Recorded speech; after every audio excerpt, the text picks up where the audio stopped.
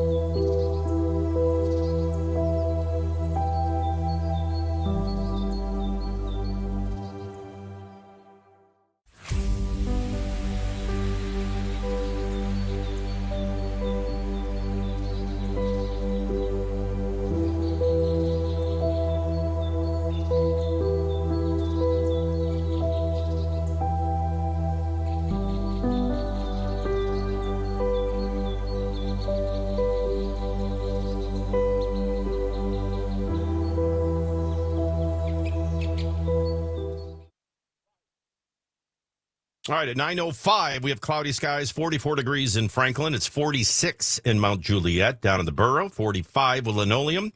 Downtown on Music Road, the statues are naked, skies are cloudy. It's 46 degrees. It feels like 42 at WTM. The Dow down 42 after being down, 580 yesterday? Down well over 1,200 on the week. Another down 42 to start the day. NASDAQ down 84 at 11,253. The S&P's down 16 at 39.05. All three are in the red. The market is slightly down at 9:06. I'm Michael DelGiorno. What if you could get your credit card debt all gone? I mean, credit card debt free in 10 days. Save as much as $1,000 of cash flow a month. Loan Pronto's all-new Express Equity line of credit program is just what you need. I'm Michael DelGiorno. Call them. You don't have to do a full refi. In fact, for some of you that have your homes in the 2s and 3s, you don't want to touch that, but you can tap into a portion of the equity that's in your home at a super low monthly payment. With Loan Pronto's Express Equity line of credit, you can close in 7 to 10 days. You got a check in your hand for $50,000, $70,000, $80,000 to do really smart things with. Free up cash flow to afford inflation, and then get rid of all debt, especially debt attached to a variable rate, to make yourself recession-proof. You can access up to 90% of your home's equity. And 9 out of 10 times, we don't even need to do an appraisal. So even if you did a refinance recently, or you just bought your home, you can tap that equity fast and easy with our program. Stop the madness and say no to 24% interest rates with credit cards. Call Loan Pronto today, 499-5780, 499-5780. That's 499-5780, online at loanpronto.com. Equal housing lender, NMLS 1661781, subject to lender approval.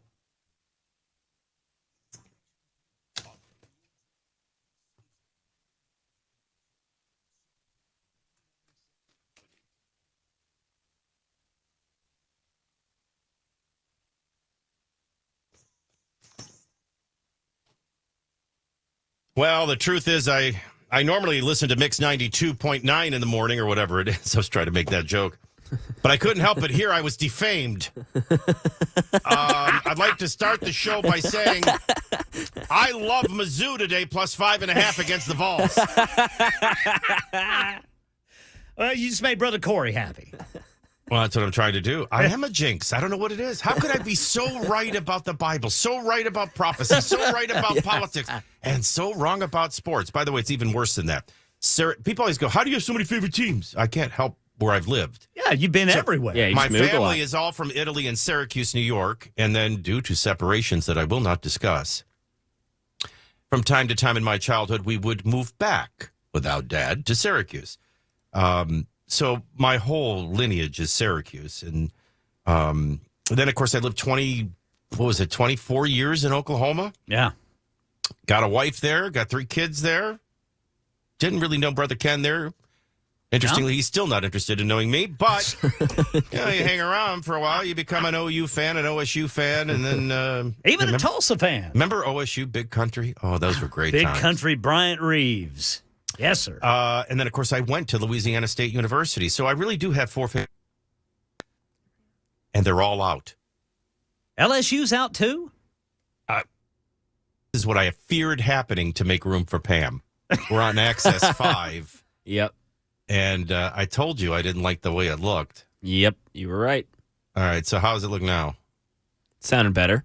Okay. Sound good now, anyway, Brother Michael. So what I was saying is all 4 of my teams already out. And by the way, my teams are not just out of their conference tournaments.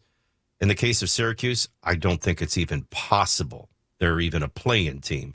OU's season is over. It was OSU, over in January. I think OSU will be in March Madness as a high seed, but LSU kind of on the bubble. So all 4 of my teams are out, and not just out for the season already. So much for my madness. For those of you that are keeping an eye on the SEC, Mississippi State with a 1-point win over the Gators yesterday. The noon session saw 2 really good games.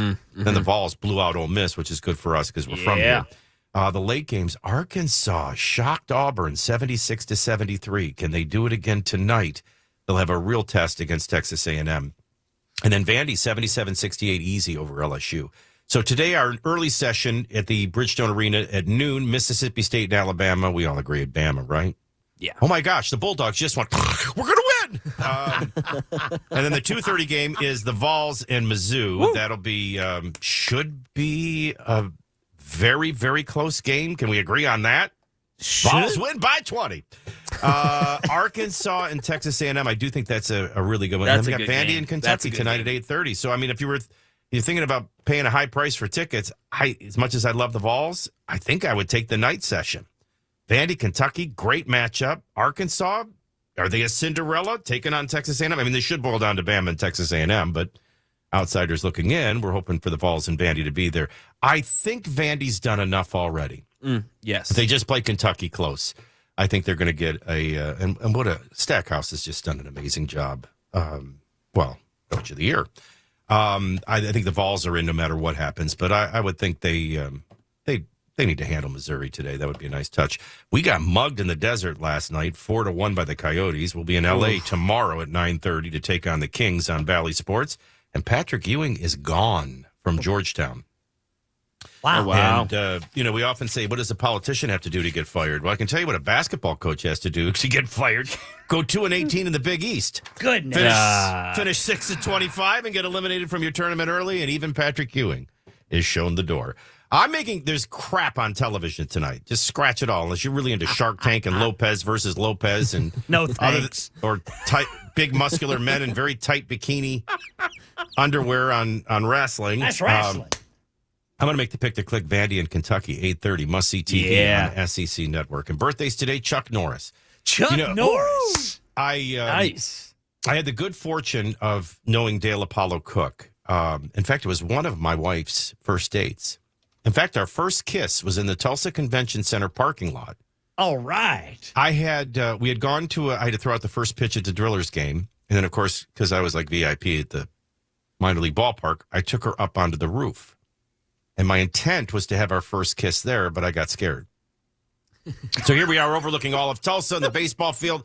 So where do I get the courage to make our first kiss? I'm so glad my kids have never asked. It's so embarrassing. I was in a covered parking lot going to a kickboxing fight. But it was a great kiss and a great fight. Dale Apollo Cook broke his arm, literally, compound fracture, and was beating this guy with the broken bone. Goodness. I mean, Dale Apollo Cook was as bad as they get. But I often asked him, because you know me, I'm a Steven Seagal guy. Yeah. He goes, Steven Seagal's a joke. I said, what do you mean he's a joke? That's before he was Jefferson Parish Police Department. That's right.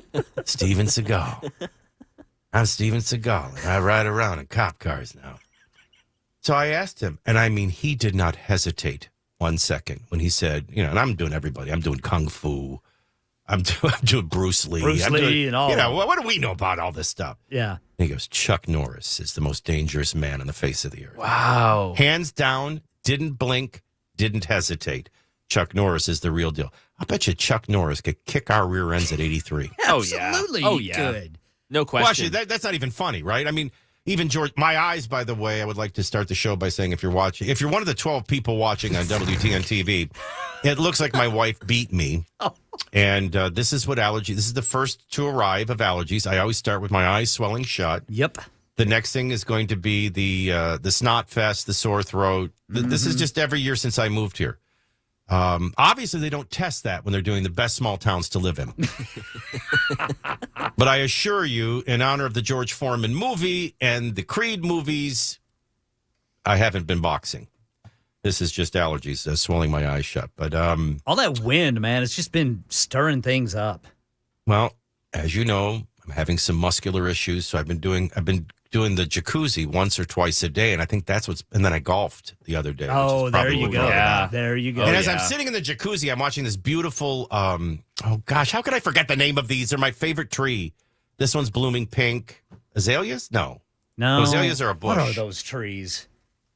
Hey, Johnny, what are the pink blooming trees? By the way, somebody just said Nashville's not a small town. No, I live in Franklin, and Franklin was voted one of the top 10 small towns to live in the country, along with Gatlinburg. Is it a sakura?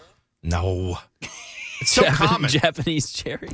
No, but Japanese maple is actually my favorite. Thank you for bringing that up. Michael, Chuck Norris is such a badass. He built the house he was born in. Not a red bud, Rebecca. Come on, I was about to say Steven that. Seagal is riding around occupied Ukraine right now. You know what? That may be what's holding off the war. Not the dogwood. Pink dogwood, yeah. No. Saucer magnolia. Is this what's going to happen? Am I going to be sitting in a diaper searching for words? Everybody's bud. guessing dogwood. Everybody's guessing red bud. No, what is the freaking... I have to... Corey the yard boy, you're making smart-ass remarks. You chopped mine. Remember you butchered it and they called it... Jacaranda. The Royal Poinciana. A prairie That's a fire poinsettia. flowering crabapple. Yeah, crabapple. Boy, I'm getting... Crepe myrtle, thank you. Crepe myrtle. Crate. Oh, crepe Crepe I believe. myrtle. Hibiscus. Look at all these...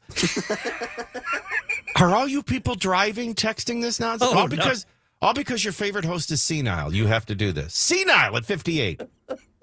How could I not remember crepe myrtle? It's one of my favorites. Now, Japanese maple is my favorite. In fact, I'm thinking about replacing my crepe myrtle with Crepe myrtle. the Japanese Yes. These are pretty. Aren't they gorgeous? Yes. So I'm staring at the one blooming right off my deck, and I'm thinking, and the next thing you know, I'm enjoying all this. Actually, my eyes are looking a little better, though. I treated them. Do you think they're better? Here, let me do something for those that are watching. Better? Yeah. Yeah. They don't look red. Yeah. Well, are you here to say crepe myrtle? Yeah. You're 4 minutes late. And please don't hit me there. All right, so birthdays. Chuck Norris, 83 years old today. 83. Then I had a terrible visual of Sharon Stone's most famous scene. Let's not do a remake at 65. Oh. Your diaper's showing. John Hamm. John Hamm may be one of my favorite actors that we never talk about. Very funny man. He's just terrific, from St. Louis, Missouri. Probably the only thing I hate about him, he's a Cardinal fan. 52 years old today. I got to do this for my wife, or she will blacken my eye worse. I did have a very embarrassing encounter with Carrie Underwood. I was playing at the Governor's Club, and there's a particular hole, and I rarely do this, but I shanked my drive. And I shank it into a yard. Now, if you have any class, you just, you drop. You don't go get your ball if it's in somebody's yard. It's just a classless thing to do. It's theirs. But this happened to be the first swing on a Pro V. And I'm like, this ball's only been hit once. And it's only about 20 yards in this person's yard. So I go, I'm going to do it. Now, because, if it's the bridge in Franklin, I'll go in somebody's yard. You're in Franklin. But I'm at the Governor's Club. I got to show a little class, right? So then I get there and I'm like, I got to go get it. And right as I'm walking up this backyard, this woman comes around the corner with this little dog. Now I'm dying of embarrassment already, right? Just anybody looking at me, having the classlessness to go after their ball. Like, I can't. Like, what do you think Carrie Underwood thinks of a guy who can't afford another $4 golf ball? And I look up and it's Carrie Underwood. Wow. And I did what any fan would do. I said, excuse me. And I bent down, picked up my ball, and I scooted off her yard. Carrie Underwood, hands down, my wife's favorite entertainer. Apparently, because I'm going to see America now, I have to bring her to Carrie Underwood, even if it's in another country. Carrie Underwood, 40 years old. She's our treasure, living right here in Middle Tennessee now from, I can't say it. She's from Oklahoma. Do you know Chuck Norris is from Oklahoma? He was born in Ryan, Oklahoma. Yeah. You didn't know that? I did not know We that. had Chuck Norris. We had Tony Randall. We got Garth Brooks. We had Mickey Mantle. Yeah, Mickey Garth Mantle. Brooks. Let me tell you something. Some of the great... Reba McEntire. Don't even get me started. Michael DelGiorno lived there for 20 years. Who's he? Ken Weaver. Ken Weaver. Oh, no, the linoleum. no, Brother Michael, I don't want to know you in this state either, Brother Michael. He's the linoleum mogul down there. Wouldn't it be funny if you quit radio and made 3 times as much money selling linoleum? Or crepe myrtles, which will be my hustle. We're going to talk about lying today. And I don't know if we're talking about narratives. I don't know if we're talking about Matrix. I don't know if we're just talking about laziness. I mean, Andrea's contribution to the show today is our IQs are slipping. This social dilemma is making us stupid, too. I don't know that I buy that it's making us stupid. It might, it clearly is, as much as it's making us lazy. And that's what keeps it. So you're going to hear, I'm going to play a little clip from Tucker Carlson. Nobody's revealed more truth this week than Tucker Carlson, and no one, quite frankly, is ready to be stoned or crucified more than Tucker Carlson. That's what happens when you reveal the truth. But the reality is, I'll play that clip, and then I'm going to play a couple of other clips, not the least of which is the president telling you it's MAGA Republicans that want to defund the police. And then I'm going to embarrassingly make you sit through a 7-minute montage of Democrats and their 2-year cry to defund and dismantle police. Not only did they do it, they lie about that they did it, and they're trying to lie that the Republican, and for all I know, half of you will believe it. That's the problem we have with laziness and lying, a theme for our show today at 9:21. Super Talk, 99.7 WTN.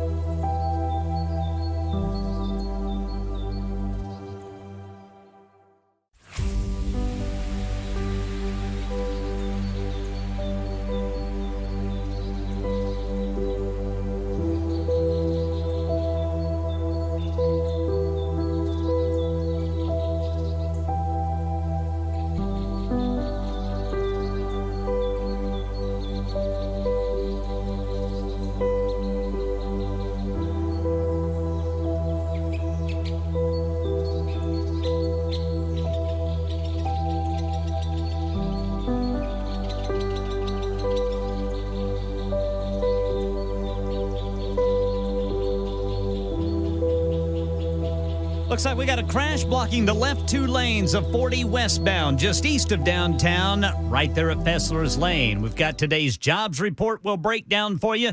The Treasury Secretary selling the Biden budget, and good news for anyone suffering from migraine headaches. Details at 9:30 on Super Talk 99.7 WTN. I have one guy heckling me. Lying and laziness, nice theme. You should be an expert on both subjects. Okay, whatever. I mean, hecklers are even gotten... I think the IQ of hecklers has gotten too low. At least make me freaking laugh, you moron. But this is a great regret. Red said, after you shanked your shot and retrieved your ball in Carrie Underwood's yard, did you say, shank shoot? Now, that's a line of the day.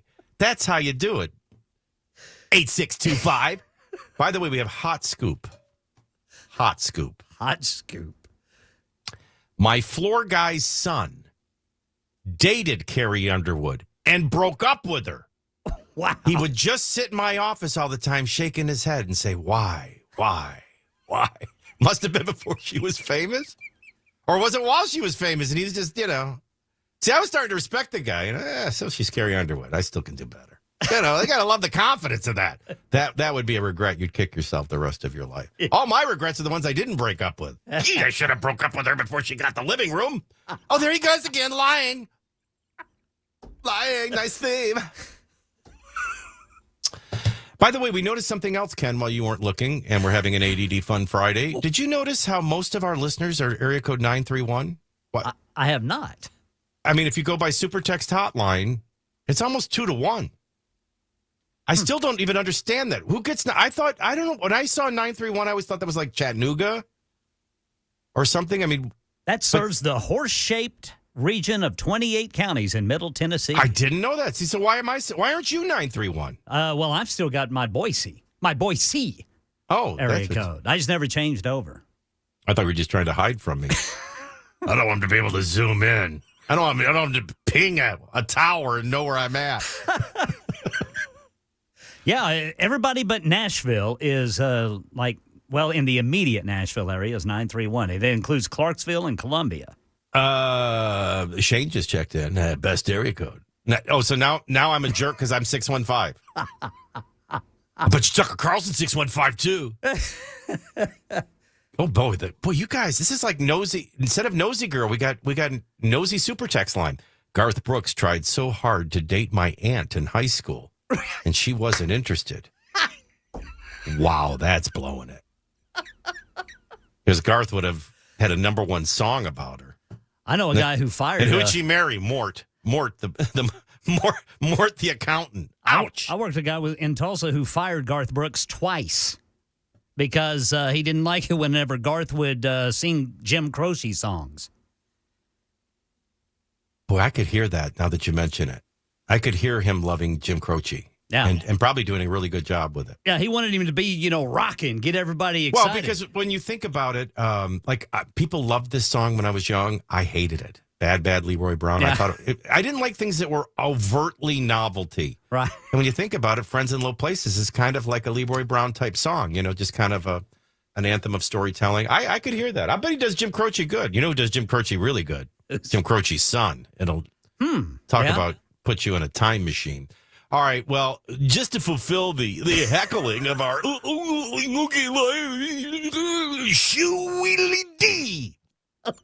there, I got it all out. Lying and laziness. That's an early theme of the show. We start with a little bit of Tucker Carlson, then the President of the United States, with the most outrageous, provable lie. And will anybody notice? Will you? We'll find out next. It's 9:30 at the Big W, and the news starts now.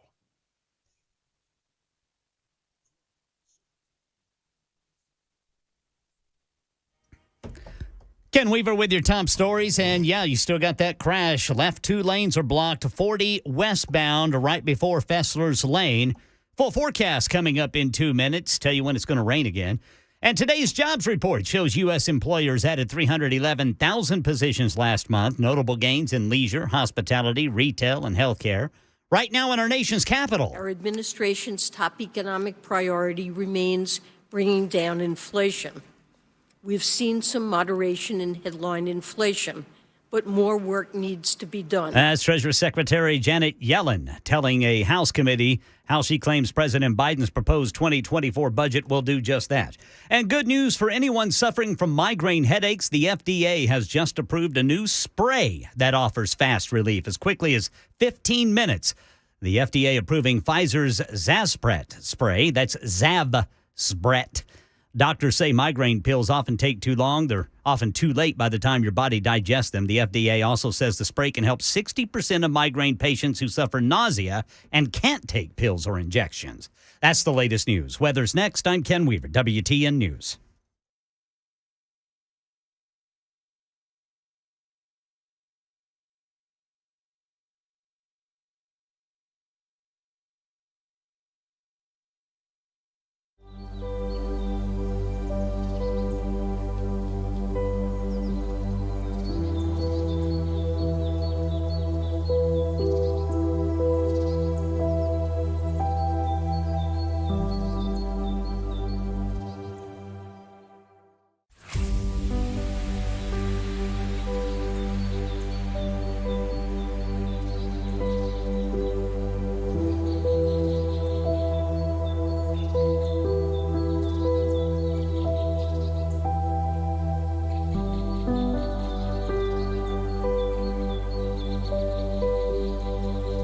All right, at 9:33, we have cloudy skies, 46 degrees at the Puffy Muffin in Brentwood. It's 46 to the north in Hendersonville. Downtown on Music Road, the skies are cloudy. The statues are naked. The stages are naked, too. 47 degrees. It feels like 42 in Nashville at WTN. The market, Dow's down 64. NASDAQ's down 81. The S&P's down 19. It's not much, but all three are in the red, and the market is slightly down again today. I'm Michael DelGiorno for United Structural Systems. Started with Dad, son still runs it. It's been the go-to company, not just for foundation repair, but waterproofing, concrete lifting for decades in Middle Tennessee. In fact, we have over 23,100% satisfied residential families in Middle Tennessee. And of course, we're A-plus rated by the Better Business Bureau. It starts with you. You see something suspicious, maybe a brick cracking, bowing basement walls, a leaning chimney, moisture in the crawl space or basement. Concrete's always pretty simple to spot. It cracks and sinks. Most of you do nothing. I don't have any money. It doesn't grow on trees. But time is not on your side, and USS is.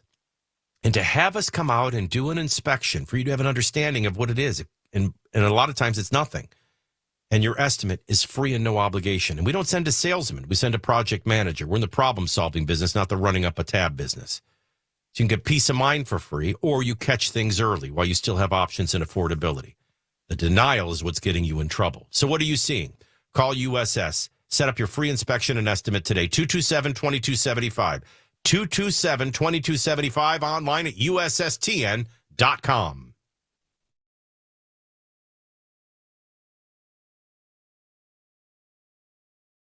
Hi, I'm Paul Winkler. I've been teaching investing on Nashville airwaves for over 20 years with the Investor Coaching Show. And in that time, I taught a lot about how markets work and how we invest money and academic principles of investing money. But I've also talked an awful lot about how to avoid the mistakes that people often make with their money. Think about it. A lot of people sold out of the market at the worst time when COVID struck, or when TARP happened, the Troubled Asset Relief Program, or gold, they invested in that at the worst time. Bailing out of the market because they were worried about Y2K or 9/11 or jumping into energy stocks or jumping into cryptocurrency. One of the things that I like to do is educate investors because I believe that the more educated you are, the more confident you are, and the more confident you are, the more successful you can be as an investor. Now, I not only do that on our radio show, but we do that in our offices around the Nashville region, 10 offices. To learn more about our approach to investing and financial planning, go to paulwinkler.com and set up a free 15-minute phone call. Or you can call 615-851-1950.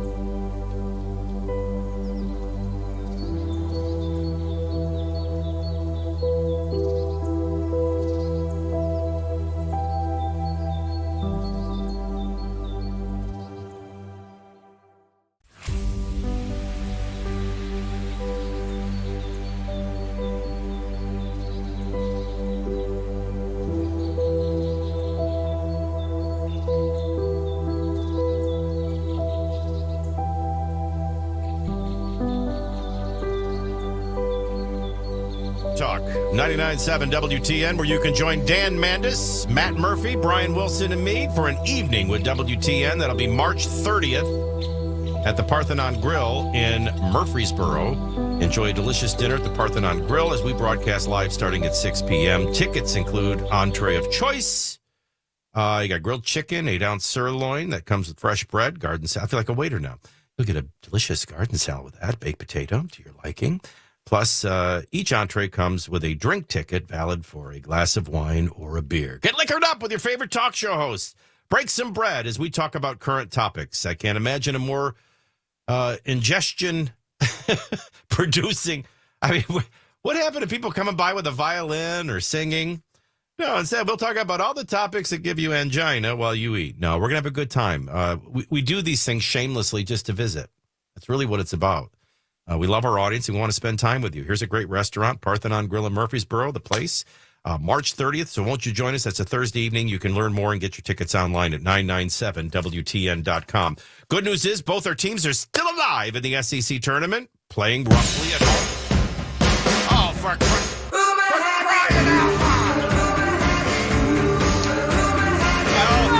out loud. She quit months and months ago, but she's never gone away. It's the nosy girl from down the hall. What brings you to our neck of the nape of the neck? Why are you here? Michael. We have to talk about what's happening at the state capitol. I don't know how we can get around it. The lieutenant, you're talking about the lieutenant governor. Governor. I know we had somebody heckle us. Lying and lazy, that's you. Let me be transparent. We talked about this story, Pam and I did off the air. A day ago and 2 days ago, and I wasn't touching it because my summary is, first of all, it felt like gossip. If he's old, I have no idea if he knows what emojis he's using. If he is secretly gay, none of it's relevant. That part I don't care. Yeah. I don't. No, it's not relevant to talk about on the air. But now that it's a national story, in fact, I'm reading a hit piece on NBC right now. Yeah. On the lieutenant governor. But so here's the thing. So at first, when this started boiling under the surface, if you will, Wednesday night, when a very progressive left-wing, I'm going to say publication, website, whatever, started posting things about the lieutenant governor was liking photos, very salacious, racy photos of young boys. I went and checked myself. I didn't take their word for it. I went and looked. And it just seemed so odd that a lieutenant governor would use his official Instagram blue checked saying Lieutenant Governor on it to post comments about how beautiful a boy's butt looks. I mean, that just seems so weird to me. But indeed, he did. Yeah. So the other thing, this is what you and I talked about, I was trying to give him very much the benefit of the doubt, thinking, well, maybe, he's an older guy. I have an older father who doesn't understand all of this stuff. Maybe he just didn't understand. He was looking at these things and didn't understand that your posts can be seen by everybody. But after he did an interview last night on News Channel 5 with Phil Williams, and after watching his body language, after hearing his responses to all of this, I'm sorry, I can't give them the benefit of the doubt. No. He did it. He's being honest that he did it. And how does that look for a lieutenant governor? It looks very, very, very bad. What if our governor was posting things on scantily clad women that were 20 years old? Would we think that's acceptable? Actually, as far as the hit piece goes, it doesn't, it begs the question, okay, so if you're NBC or this leftist outlet that revealed it originally, you're trying to conflate a Republican, a lieutenant governor in a state that had multiple bills targeting LGBTQ people and culture, not the least of which is the drag. Right. That it's hypocritical. Yeah. Well, if he's gay, he can't be homophobic. Right. And if he's gay, it doesn't prove what you're saying. Right. A gay man, he may like to, give his thumbs up and fire symbols online. Doesn't mean he wants them doing drag shows around kids. So it's just a hit piece. As far as the hit piece goes, whether you take it as supportive and or flirtatious, it speaks for itself. So you got this 20-year-old performer from Knoxville, But parading Michael, it's around. not just one. That's the thing. It's not just this particular one. There are now, you can go look, there are now indications that he's been posting on a lot of drag or transgender perform. There's a lot of it. So forget the hypocrisy, which I do think there is. I don't know. I'm not going down that road. But if we live in a narrative world, and you certainly give him that narrative. But let's just a lieutenant governor posting the kind of comments he's posting on scantily clad anybody is very inappropriate. I don't know that he's for the state. Yeah, he's not going to survive. I'm embarrassed. He's not going to be able to. So I personally think there's going to be conversations. I don't know this, but I mean, nosy girl would love to know if somebody wants to call me and let me know what's going on. But I would venture to say there are conversations going on behind the scenes on how he steps away quietly. Look, he's had some health issues also. And that's something you can take into account for resigning. But I think he's going to have to step aside as a lieutenant governor. And I think we're going to have Jack Johnson as lieutenant governor before too long. That's my prediction. That's your prediction? Mine is that North Carolina will go to the Final Four. North Carolina? Yeah. What can I say? Are you insane? I think they're smoking hot.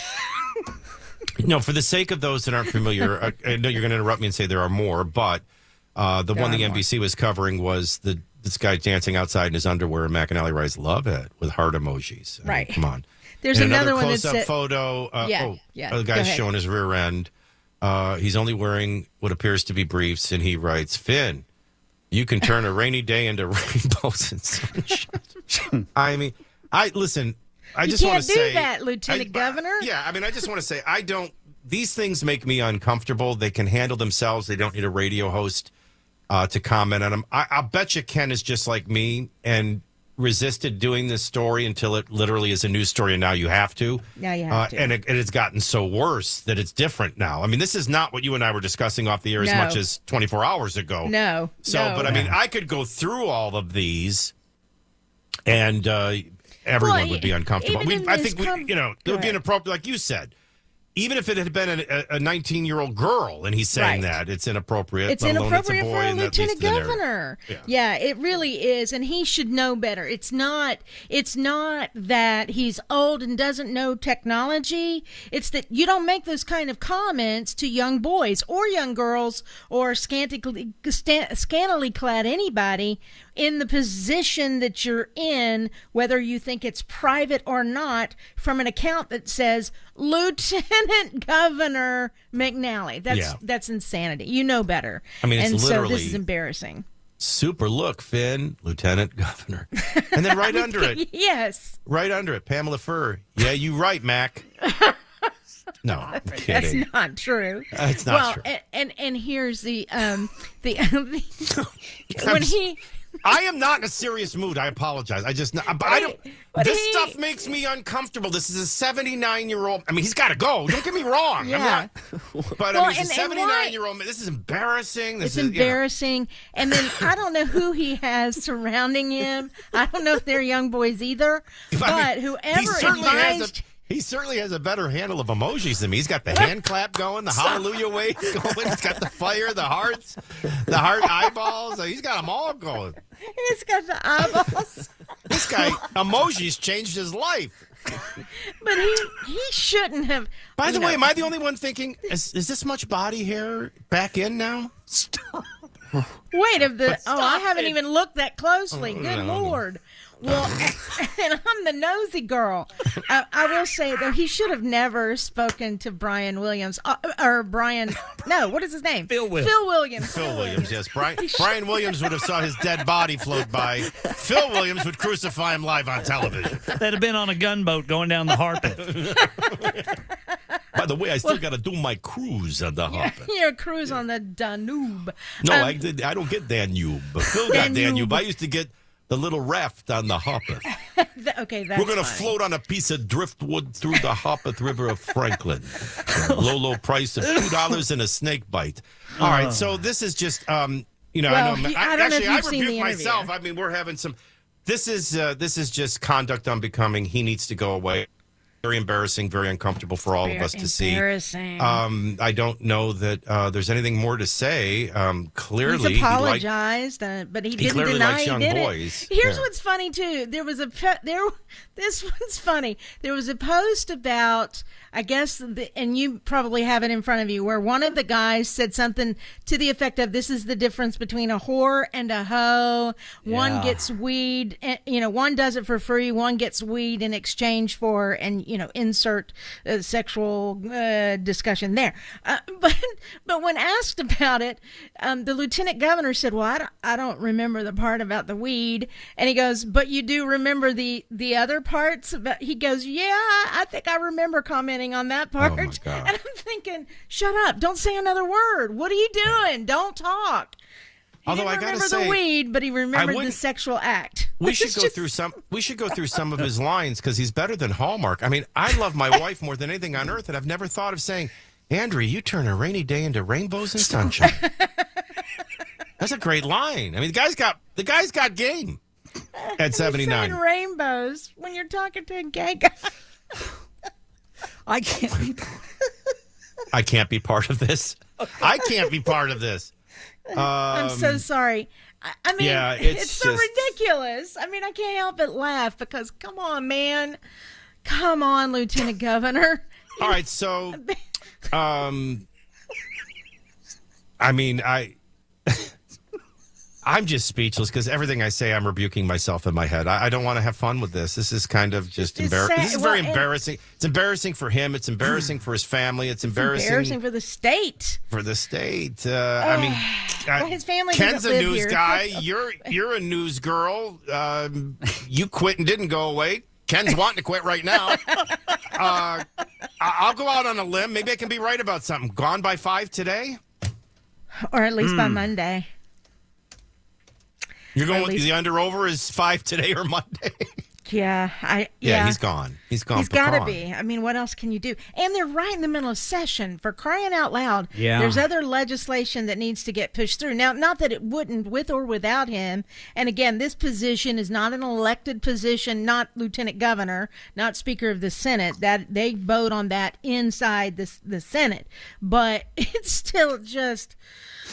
You are leadership of the Senate in the state of Tennessee, and at a time where you've got high-profile LGBT, very bills. So.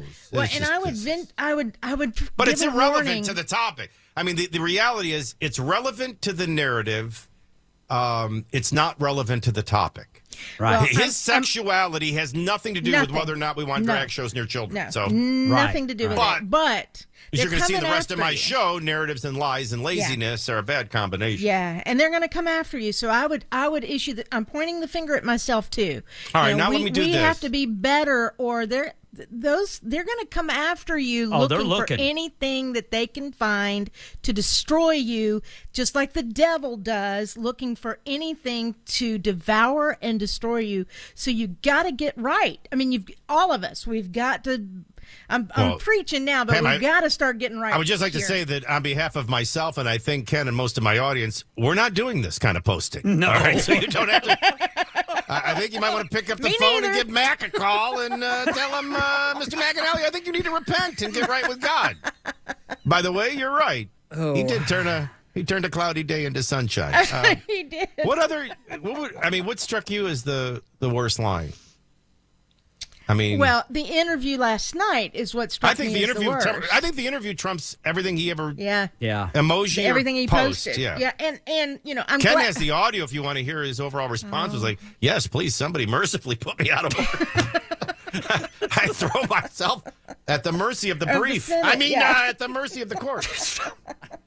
Yeah, this is just turned awful. Boy, who'd have saw this coming, huh? No. I mean, this is out of clear blue sky. Out of the clear blue sky. And he had just had a medical emergency, if you guys remember this. He had just was taken to the hospital. They put a stent in, thought he had a heart attack, all of that.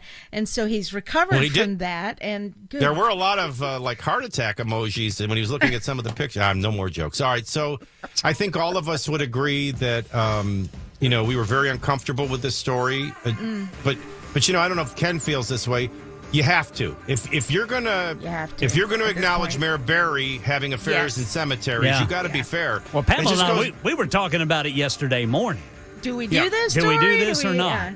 Yeah, and my hesitation had nothing to do with him being a Republican. My Right. hesitation had to do Right. with a 79-year-old man and how embarrassing this is. Right. He clearly is either, bisexual or closeted. It's just not good. Yeah. All right, I say Bye. gone today. I say gone today by 5, but Monday.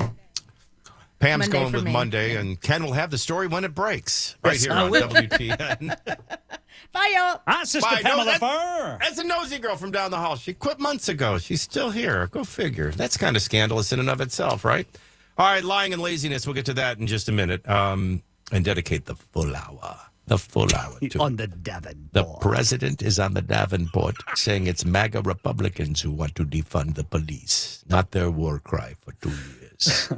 Unfortunately for him, I have the audio of them all calling for it for years. Oops. We can't find a single piece of audio or surveillance tape showing a MAGA Republican saying it.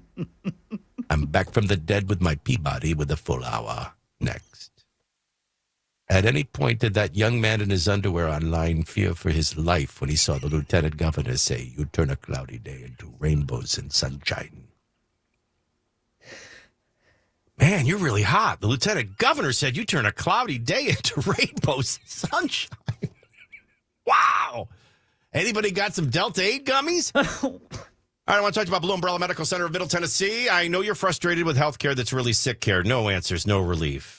You deserve better, and you'll find it at Blue Umbrella Medical Center of Middle Tennessee. First of all, state-of-the-art lab testing, because Dr. Jay Hitson and her team of physicians, including MD, are different. We want to give you real answers. You deserve real answers. Once we get some real answers, then we're going to go looking with very sophisticated diagnostic equipment for the root cause. We want to treat the root cause to get real relief. And we do that with cutting-edge regenerative treatments. Now, neuropathy is a perfect example. Acute, chronic, and crippling. And an MD's probably telling you there's nothing we can do, and it's only going to get worse. We identify that root cause. We treat it with cutting-edge regenerative treatments, and we're able to stimulate, reactivate, and regenerate the damaged tissue and nerve endings. That brings immediate and long-term relief. Here's the best part. It's covered by insurance, and it begins with a free consultation. So if you or someone you love or care for is in pain from neuropathy, pick up the phone. Actual health care with real results. You deserve Blue Umbrella Medical Center of Middle Tennessee. Call 610-6937. Don't put it off. 610-6937 or online at blueumbrellamedical.com.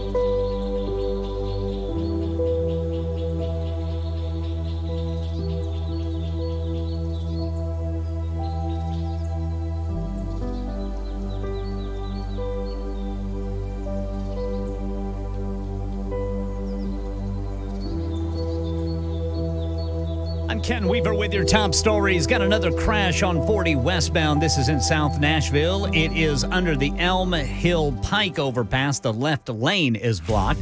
Full forecast in 2 minutes. Today's jobs report showing U.S. employers adding 311,000 positions last month with notable gains in leisure, hospitality, retail, and healthcare.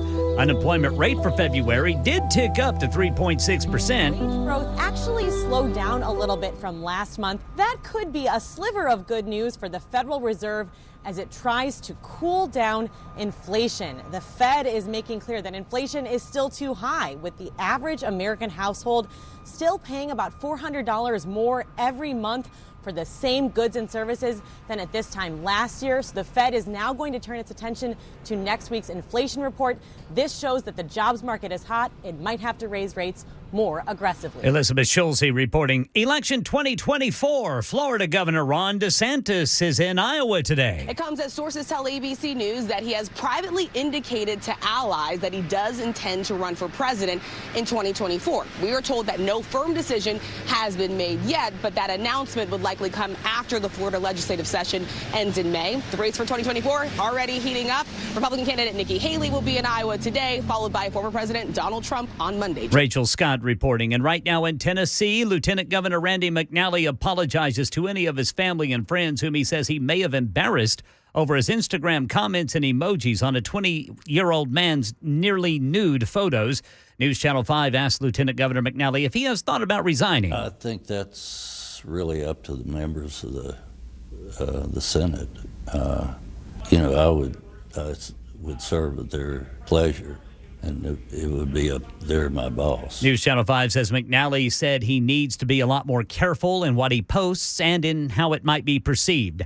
That's the latest news. Weather is next. I'm Ken Weaver, WTN News. Yeah, I'm not real comfortable. I want to be fair. I mean, like we said last half hour, everybody had fun with Mayor Berry and her affair, which probably was inappropriate.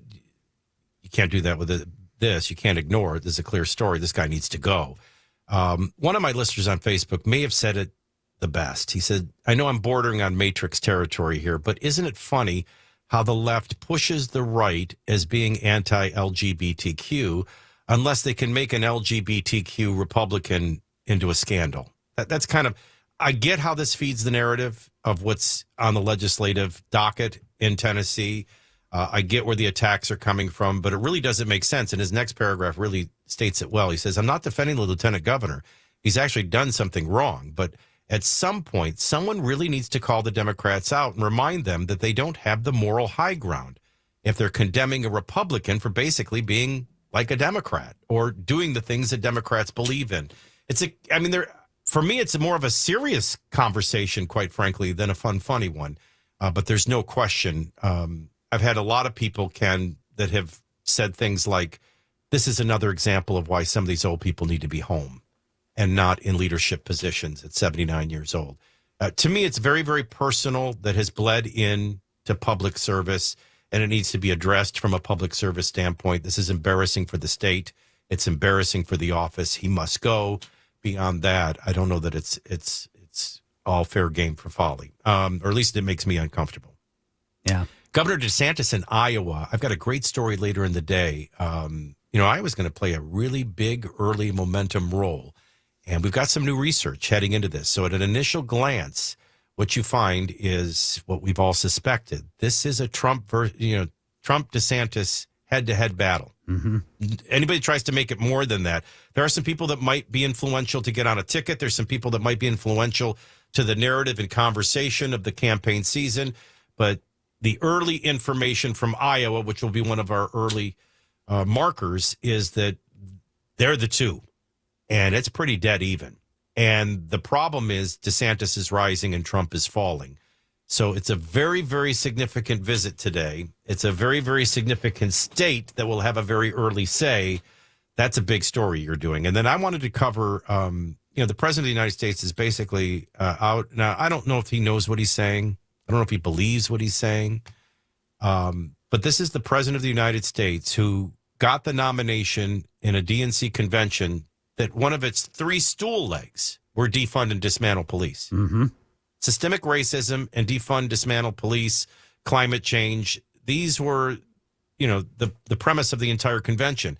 I have a 7-minute montage, if you want, of all the Democrats chanting, passionately pleading for defunding and dismantling police.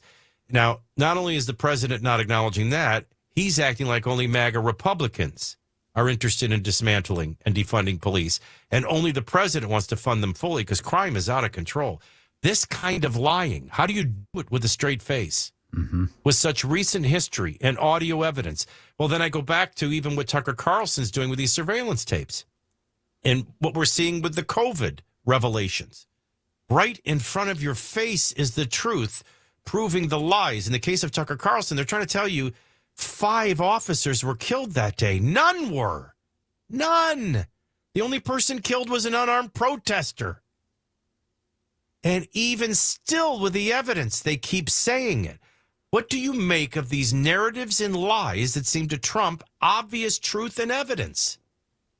It's got to be an issue of narrative, lies, and laziness. And I think we, the people, are ultimately to blame. But we're very trapped in a matrix, very trapped in a social dilemma. It's a fascinating hour of lies and laziness, and it starts next. News brought to you by...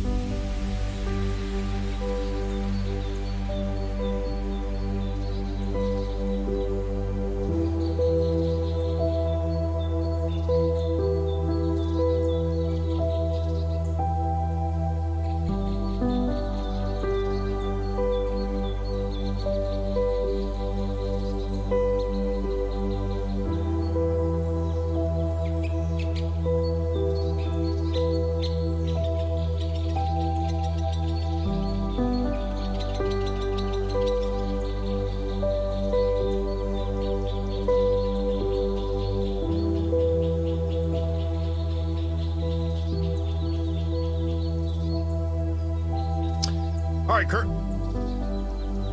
Oops. Oop. Yeah.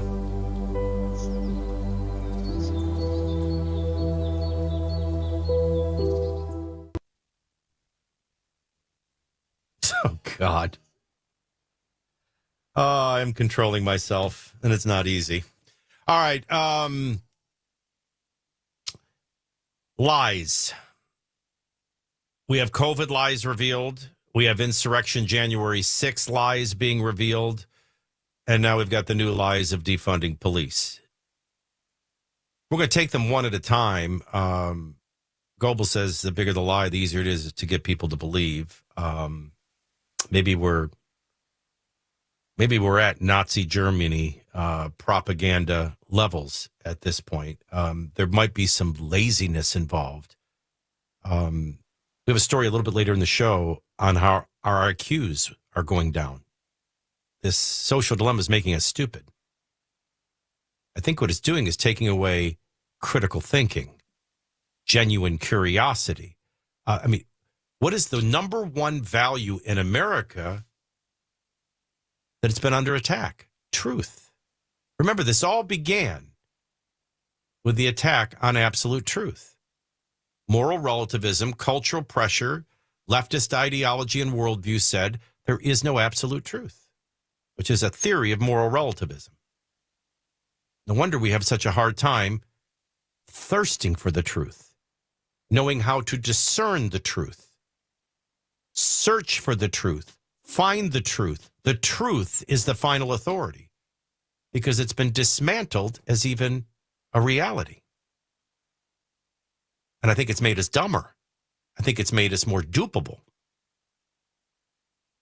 Now, what's curious is when it's right in front of your face, will you acknowledge it and see it? That's kind of the frustrating place Tucker Carlson found himself. And here's how he stated it. The commitment to lying in Washington is far deeper and more bipartisan even than we realize when we follow this stuff for a living. Now, you sometimes hear people say that the whole partisan system is an illusion and that underneath the manufactured debates, the leaders on both sides are in fact secretly united in a common love of money and power and the deception required to get them. And honestly, we could never really bring ourselves to believe that. It's just too dark. But now we do believe it because we have seen it. Consider the death of police officer Brian Sicknick. Now, we still don't know exactly how Officer Sicknick died. Now, that's truth. What we do know is he did not die at the Capitol on January 6th. I mean, never mind that we don't know what really caused his death. But we're now looking at video surveillance of him walking around and he's not dead. And while we may not know what ultimately killed him, anybody walking around saying he died January 6th, along with 4 others or 5 others, it's just a blatant lie, a provable lie that nobody even seeks to prove. Or even when you show them the evidence, they refuse to see it. Tucker continues. We're not certain that anyone does know. No one has explained it. But after reviewing the previously withheld video evidence, we can tell you with certainty that Officer Sicknick was not beaten to death by Trump voters at the Capitol. The tape shows very clearly Brian Sicknick walking through the building in apparent health after the media told us for 2 years that he had been murdered. So they were wrong about that. Okay, they got caught. Here's the interesting thing. They won't admit it. Liz Cheney's tweet is still on Twitter tonight. Officer Sicknick was killed defending our Capitol from the violent mob on January 6th. No correction. Anderson Cooper of CNN still has not apologized. Quote, Officer Brian Sicknick died after being hit in the head with a fire extinguisher during the fight, he told us. Those are lies. So why not just admit it and move on? But they won't. In fact, this week, the White House trotted out both the press secretary and Joe Biden's attorney general, the attorney general of the United States, to claim not just that Brian Sicknick was actually murdered by Republicans at the Capitol, but that other officers were murdered too. It's almost beyond belief. Watch this. The rage of bipartisan lawmakers, you heard them all yesterday. You guys reported on it, who have condemned this false depiction of the unprecedented violent attack on our Constitution and the rule of law, which cost police officers their lives. It was a violent attack on a fundamental tenet of American democracy, that power is peacefully transferred from one administration to another. Over 100 officers were assaulted on that day. 5 officers died. 5 officers died on that day. Now, that's just not some guy on Twitter. That's the Attorney General of the United States. That's a man whose honesty is central to his job. If you had a choice between IQ and integrity in an Attorney General, of course you would go with integrity because it's essential. But Joe Biden's Attorney General, Merrick Garland, is a liar. He just lied about something that is provably false. I mean, provably false. And yet, the narrative continues. This is the definite... Listen, I've been on the radio too long, 40 plus years. This is beyond Orwellian at this point. And I don't have to tell you how under attack Tucker Carlson is this week for revealing some truths. The only person killed on January 6th was an unarmed protester, an Air Force veteran, and a woman. And her name is never mentioned. Clarification as to why lethal force was used has never been discussed. But these fictitious narratives and conversations about officers who were supposedly killed and weren't continues. Still continues. Doesn't matter. You can see Sicknick walking around, picking up signs, pointing for where people should go. He's clearly not dead. At no point in 24 hours and 40,000 hours is he dead. And he died days later. And we still don't even know what he died of. But that doesn't stop an attorney general. That doesn't stop a White House spokesperson. That doesn't stop networks from still repeat. The narrative is a lie, and it continues. That's beyond Orwellian. Now, at some point, do we blame the attorney general? Do we blame Anderson Cooper? Do we blame Liz Cheney? Do we blame the networks? Or do we all scratch our head and look around and say,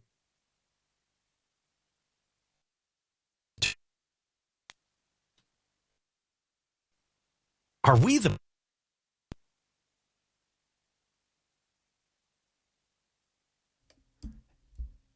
I mean, at some point you have to go... Hey, Michael, go back. You got to the climax and you cut out a little bit. We all scratch our head and go, what? I was on the edge of my seat and it cut out. Oh, do you blame the attorney general? Do you blame, Liz Cheney? Or do you blame the American people that allow this? Now, that's where I go back to the beginning of what I was saying, which is the positioning of this all began with an attack. We have a truth problem in America, and it began with the cult. I wrote a book 22 years ago, and I said the outcome of the culture war will play the defining role, and the outcome of the economic war will play the defining role, and the outcome of military wars and the survival of our republic. So culturally, we abandon God. We abandon absolute truth. Nothing is truth. That's the license to do what you're experiencing right now. But that's the attack on you. The fact that you're allowing it says there's something wrong with you. And what it is you're caught in a matrix. First of all, only the people that watch Tucker Carlson, and by way of me, because now you're listening to me and I'm playing you this clip, knows that this is the truth. The narratives will continue for everyone. Half will have three-quarters will have no idea this even exists. This is why I keep saying over and over again, you better solve the matrix or you can't solve. And this is just the first of many. But in our truth, lies, and laziness, because I can't figure out if America's stupid or lazy, brainwashed, conditioned, indoctrinated, and can't get free of those shackles to critically think anymore, it continues. And there's your January 6th insurrection lie exposed. Sicknick did not die. He's on video. Died days later, and we don't know what he died of, but he wasn't beaten to death, and you still have people like the Attorney General saying that they are. That's a problem. And wait till we get to COVID. And wait till we get to the President of the United States. If you're shocked over the Attorney General, wait till we get to the President next.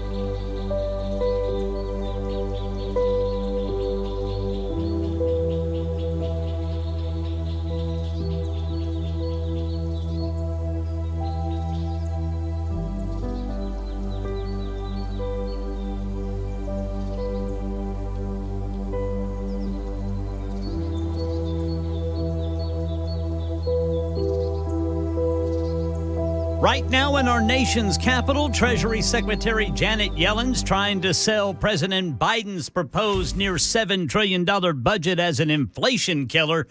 Republicans aren't buying it. We'll let you hear some of it at 10:30 on Super Talk 99.7 WTN. Entire hour on lies, blatant lies, in clear sight, in broad daylight. You just heard an exasperated Tucker Carlson showing you Sicknick's not dead. He's walking around on the surveillance video. He didn't die till days later. We still don't even know the cause of death. But you have the Attorney General, Liz Cheney, Anderson Cooper, all these people still referring to 5 officers being beaten to death, killed in an insurrection. And none of them did. In fact, the only person that died is the one they don't ever talk about, the unarmed female former Air Force protester. How did narratives get so powerful? Did we forget? Has our IQ dropped that much? Has our ability to critically think just ceased? Have we bought and been conditioned that there is no such thing as truth, that we can't even acknowledge it when it's right before our eyes? Well, I'll do you one better. Here's the President of the United States. His convention was themed with defund and dismantle police. That everything you were seeing in the streets was good trouble with Antifa and BLM. All cops are bad. All cops are racist. We must defund and dismantle police. That was one of the 3 legs of the stool of the DNC's convention that nominated Joe Biden. His vice president, Kamala Harris, is one of their chief spokespersons. What did the president say yesterday? And so, folks, look, MAGA Republicans are calling for defunding the police departments and defunding the FBI now. That's a good one. I like that one. Well, guess what? And the refusal to provide funding is going to keep communities safe and secure. We talk about crime. Well, it's outrageous. My budget invests in public safety. It includes funding for more training, more support for law enforcement, at a time when they expect to play many roles. We expect our cops to be social workers. We expect them to be psychologists, mental health counselors. You know, more cops are killed responding to domestic violence calls than anything else. Do you know that? Well, folks, I don't want to defund them. They need more help. We don't expect a cop to be everything from a psychologist. But that's not what your party stood for. That's not what your party implemented. In fact, I can prove it because this is only 2 years ago. So we've been talking about defunding the police. AOC.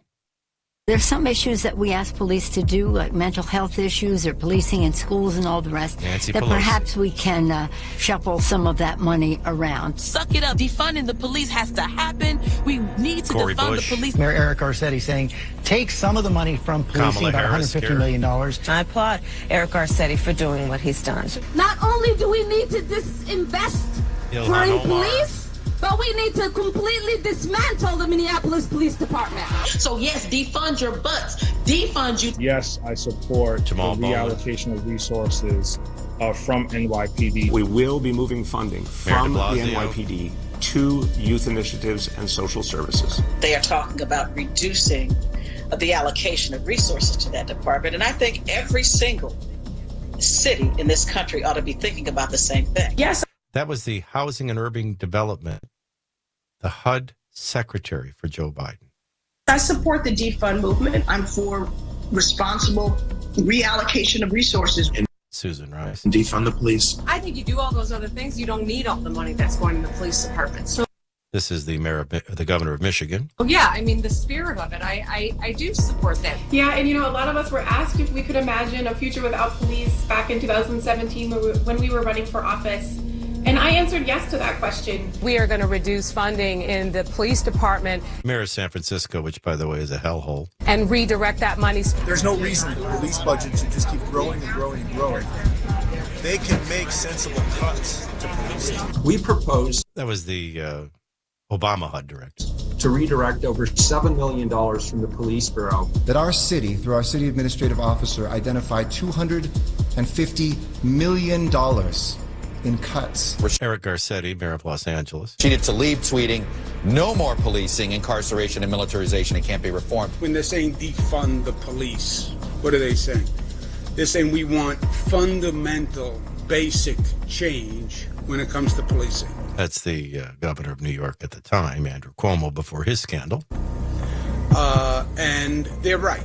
We are reallocating funds. The police department here in Minneapolis needs to be dismantled, and we need to start anew. In some necessary cases, completely dismantling those police forces. Police departments are taking a sizable amount of the budget of a lot of municipalities and other entities. We need to look at those budgets, pull some of the money back, and invest it in other things. By the way, we're 2 minutes and 25 seconds into 7 minutes of Democrats from mayors to governors to cabinet members to members of Congress, members of the Senate, Speaker of the House. This is all Democrats. I can't find any piece of audio of a MAGA Trump Republican or MAGA. I don't know. I assume when they say MAGA Republican, they're talking about Trump Republicans. Sometimes it just refers to anybody that disagrees with them is a terrorist under the MAGA flag.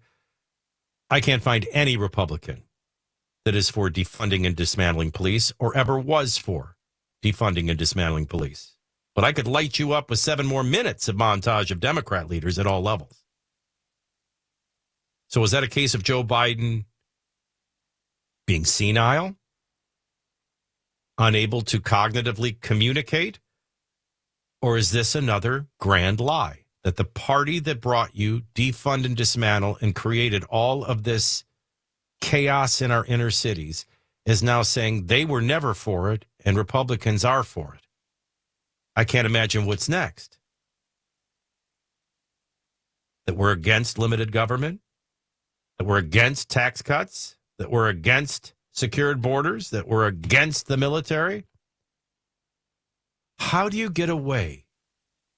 I mean, we're not even talking about, never mind what they do with race, where they go back 100, 150 years. This is like 18 months ago, 24 months ago. All within 2.5 years, and they think we forgot? Or do they know you don't have the capability of thinking, critical thinking? That narrative will trump truth that they have convinced you doesn't exist. Is the problem them who are lying or us who don't know the difference? Lies and laziness. It's our theme today.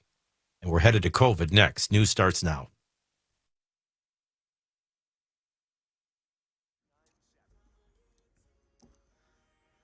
I'm Ken Weaver with your top stories, and right now it's traffic. You've got rolling roadblocks, Ellington Parkway southbound at Cleveland Street, and that's East Nashville. South Nashville, looks like they have just cleared that crash, 40 westbound under the Elm Hill Pike overpass. That should be improving soon. Right now in our nation's capital, Treasury Secretary Janet Yellen's telling the House Ways and Means Committee President Biden's proposed 2024 budget is a solution to inflation, but committee chairman, Missouri Congressman Jason Smith, isn't buying it. After 2 years of economic failures, the American people desperately want results. And Florida Governor Ron DeSantis speaking in Iowa today amid speculation that he'll run for president in 2024. A lot of experts, observers say they think he's going to announce it after the Florida legislative session in May. That's the latest news. Weather's next. I'm Ken Weaver, WTN News. Hi, I'm Paul Winkler. I've been teaching investing on Nashville airwaves for over 20 years with the Investor Coaching Show. And in that time, I taught a lot about how markets work and how we invest money and academic principles of investing money. But I've also talked an awful lot about how to avoid the mistakes that people often make with their money. Think about it. A lot of people sold out of the market at the worst time when COVID struck, or when TARP happened, the Troubled Asset Relief Program, or gold, they invested in that at the worst time. Bailing out of the market because they were worried about Y2K or 9/11 or jumping into energy stocks or jumping into cryptocurrency. One of the things that I like to do is educate investors because I believe that the more educated you are, the more confident you are, and the more confident you are, the more successful you can be as an investor. Now, I not only do that on our radio show, but we do that in our offices around the Nashville region, 10 offices. To learn more about our approach to investing and financial planning, go to paulwinkler.com and set up a free 15-minute phone call or you can call 615-851-1950.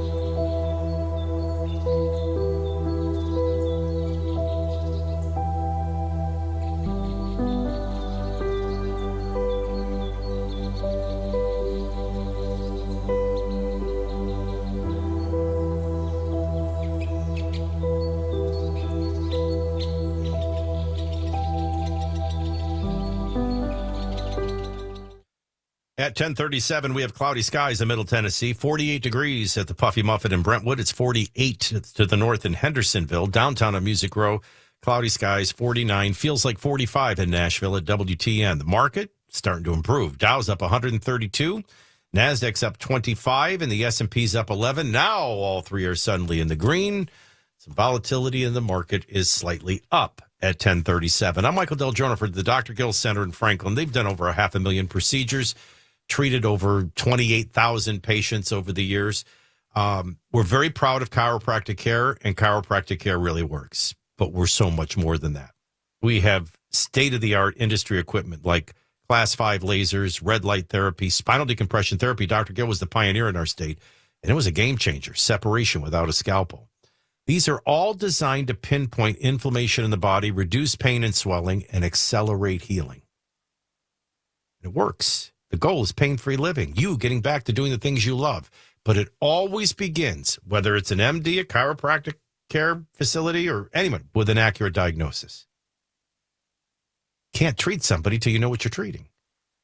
That's why I always say the Dr. Gill Center is your best bet to avoid surgery. It's even your best first step if it ends up in surgery, because $23 covers everything: your extensive exam, any and all x-rays and imaging, and your accurate diagnosis. Don't do nothing. Don't settle for a pill. $23 gets you on the road to pain-free living. Call today. Our new phone number, 882-4838. 882-4838 for the Dr. Gill Center in Franklin. 882-4838. Online at callmepainfree.com.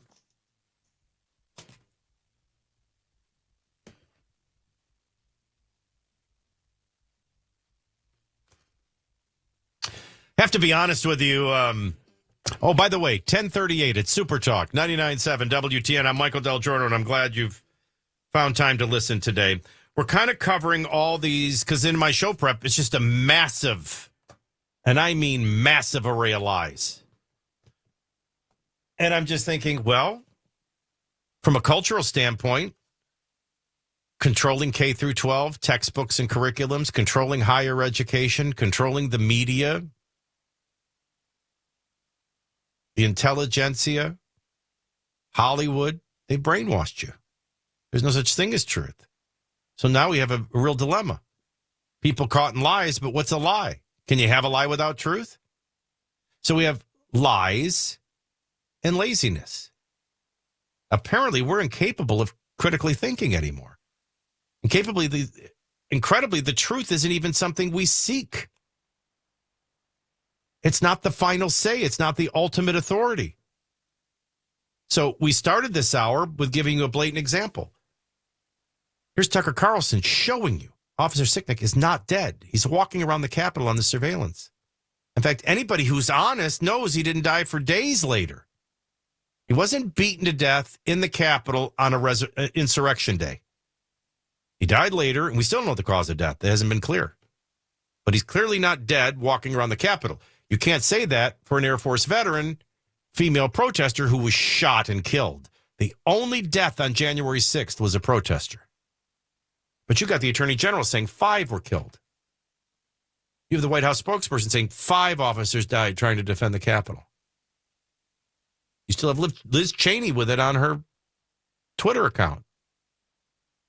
The lie is disproven, and no one apologizes, no one corrects. In fact, they keep doubling down. What kind of a Nazi Germany climate are we living in?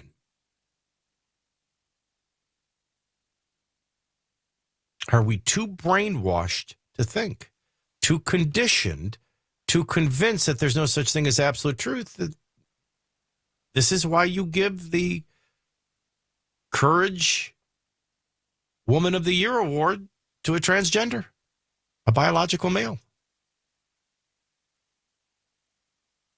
So you have everything that Tucker Carlson is showing you and still no one's acknowledging.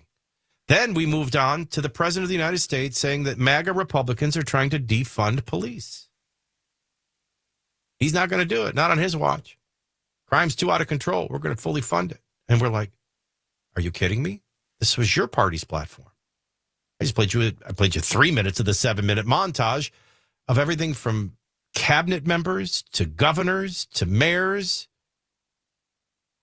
to representatives, to senators, to the Speaker of the House, all calling for defunding and dismantling.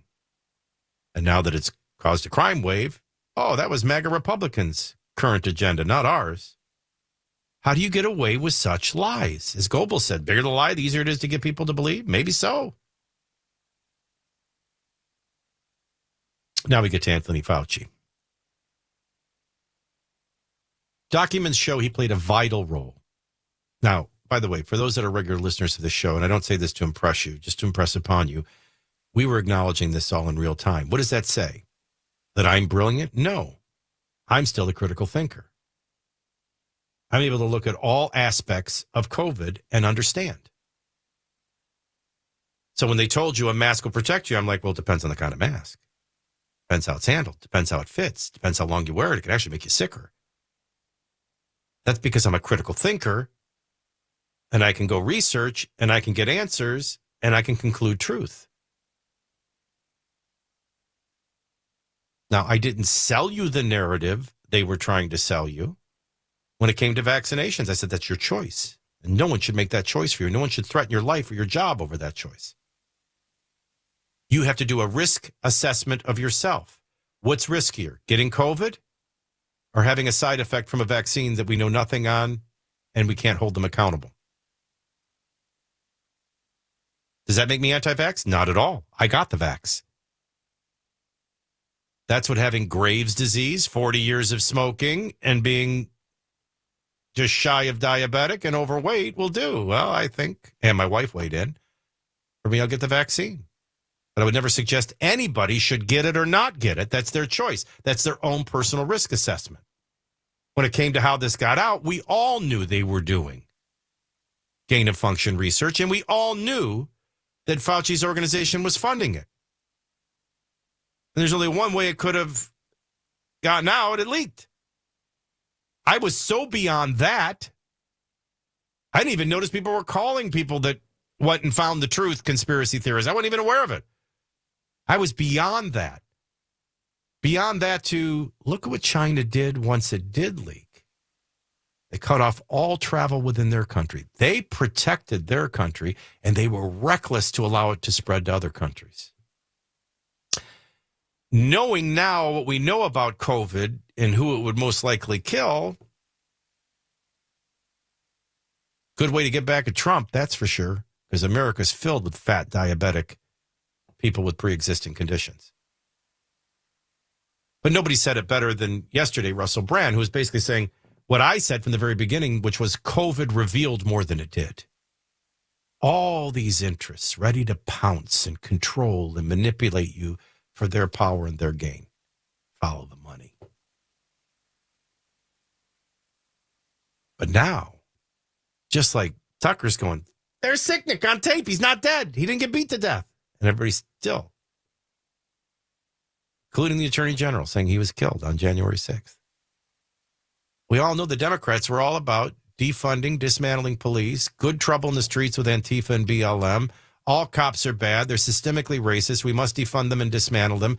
And now the president's telling you that he is for police, and MAGA Republicans want to dismantle and defund the police and the FBI to boot. Now, I don't know if that's the rantings of a senile old man or this is the level of lying that they're able to get away with. Well, now you have actual documents that show Fauci's vital role in funneling over $600,000 of your money into this dangerous gain-of-function research going on in Wuhan. And this was the guy that was the supreme expert. We were all, presidents, governors, you, corporations, all taking our cues from. And the funds were earmarked for gain-of-function research. Very dangerous stuff. This is when you take a virus, allow it to go to a human, and become a lethal superbug. And we were funding it. I'll tell you one better, because this will come up a year from now, and we're doing it within our borders still.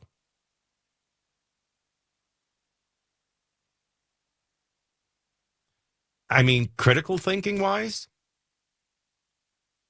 you should be hating your government as much as the Chinese government that started it all. And your government's still doing it.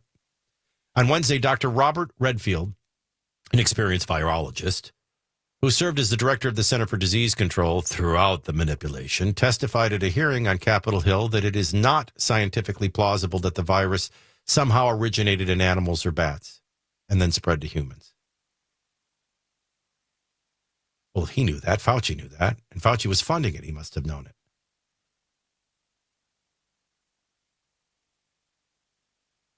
Not to mention, we know Redfield himself and 4 others told Fauci that. There's something you need to understand that's bigger than the story I'm talking about. In fact, on a day filled with lies, or are we just a bunch of Orwellian, indoctrinated bots? Are you lazy, dumbed down, and dupable? Are you ready for the ultimate bombshell? Just buried in this story. Well, Dr. Robert Redfield is an experienced virologist. We were dealing with a virus, right? COVID is a virus. Who served as the director of the Center for Disease Control and Prevention.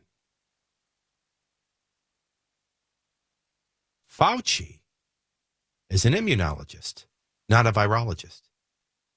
How many times was he referred to as the foremost authority? They wouldn't even say his name, not with a title, just granting him, Your Majesty of all virology brilliance, the only voice to listen to, the only one to trust. The media used to gush over him, make love to him verbally. Look in this paragraph. We know Fauci knew this because Redfield and 4 other knowledgeable experts told him so. But Fauci, an immunologist, not a virologist, feared that his suspected complicity in engineering the virus would be revealed.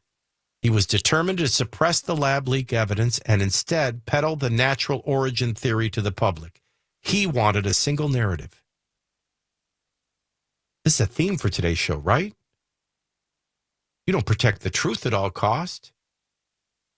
You allow them to dismantle absolute truth from your culture, but you protect the narrative at all cost, even when it deceives your eyes. And all the points I wanted to make today, is there a more breathtaking point? You were following Dr. Fauci, the same Dr. Fauci that told Trump, it's just a cold. It probably won't get here. It'll burn off in summer. Everyone should go to the Super Bowl and have a good time. Nobody even remembers Fauci says that. The Democrats said that. Trump said that as he was repeating Fauci. And then late night talk show hosts all made fun of Trump. Then Fauci later says, shut everything down or millions will die by Easter. So every business was closed. Eventually schools were closed. The government took control of the economy, spent it into oblivion, caused all kinds of mental anguish, mental health crisis, all taking the cues from Fauci. When I tell you the only thing left shocking in life is the truth, he's an immunologist. He wasn't even a virologist. And it certainly looks like he cared more about covering his guilt than keeping you informed and safe. How's Fauci not in jail? How do these lies sell? How dumb are we the people? How indoctrinated are we the people? Is it lies or laziness? I give up.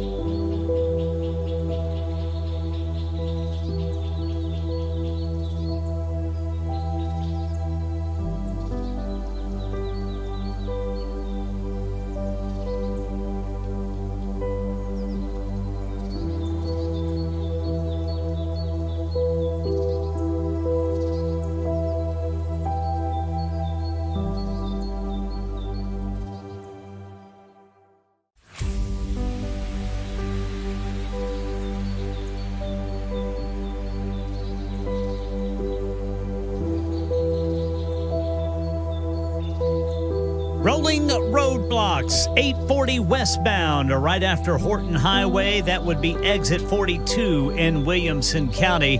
And then you've got President Biden taking credit for today's higher number than expected jobs report. But inflation. Oh, inflation. Details at 11 on Super Talk 99.7 WTN. I would like to apologize to all 12 people that watch WTN television. I did not realize you could set, like when I'm on StreamYard, I'm set on 1080. No wonder I was blurry. So now I'm on 1080. I'm much clearer. All right. Thanks to a technician I'm not allowed to name for catching that. And now I'll be forever set at 1080. By the way, not to also be lost in concluding our hour of lies or laziness, keep in mind, as I said, there's nothing more shocking than all along we're taking our cues from Fauci. He's not even a virologist. He's an immunologist. The virologists were saying, oh, it clearly leaked from the lab. Fauci, the immunologist, was saying, oh, no, it didn't. That's a conspiracy theory. And we know he knew because Redfield and 5 other virologists told him. So why was he lying? Why was he withholding that information? Why was he trying to keep the narrative away from that? Because he was funding that gain of function research. Here's the bottom line. This is really where the segment needs to end. Now, again, you know these numbers are all fudged. Because if you died and you had COVID, a positive COVID test at the time, the cause of death was COVID, even though it wasn't COVID that killed you. So we don't know how many people actually died of COVID. The reimbursement plan was set up in the United States. It was fiduciarily advantageous for the hospital to say it was a COVID death. They'd get $33-something thousand. But if we take them at their own scoreboard numbers, 6.87 million people worldwide were killed. 760 million became infected.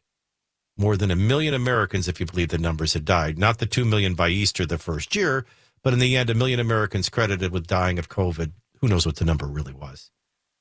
But it was significant. And the question really is, did Fauci play a role in causing those deaths? Because here's the bottom line. His cover-up suggests he thought so. He himself thought so. A jury may someday think so. Lies. In a culture that's abandoned absolute truth, you have a truth crisis. And now, whether it was Tucker Carlson, whether it was defunding the police, whether it was COVID, even when you see the truth right in front of your eyes, the narrative trumps it. That's a scary time we live in. We are now in a post-Orwellian America. It's 11 o'clock in the Music City. One more hour of fun to come.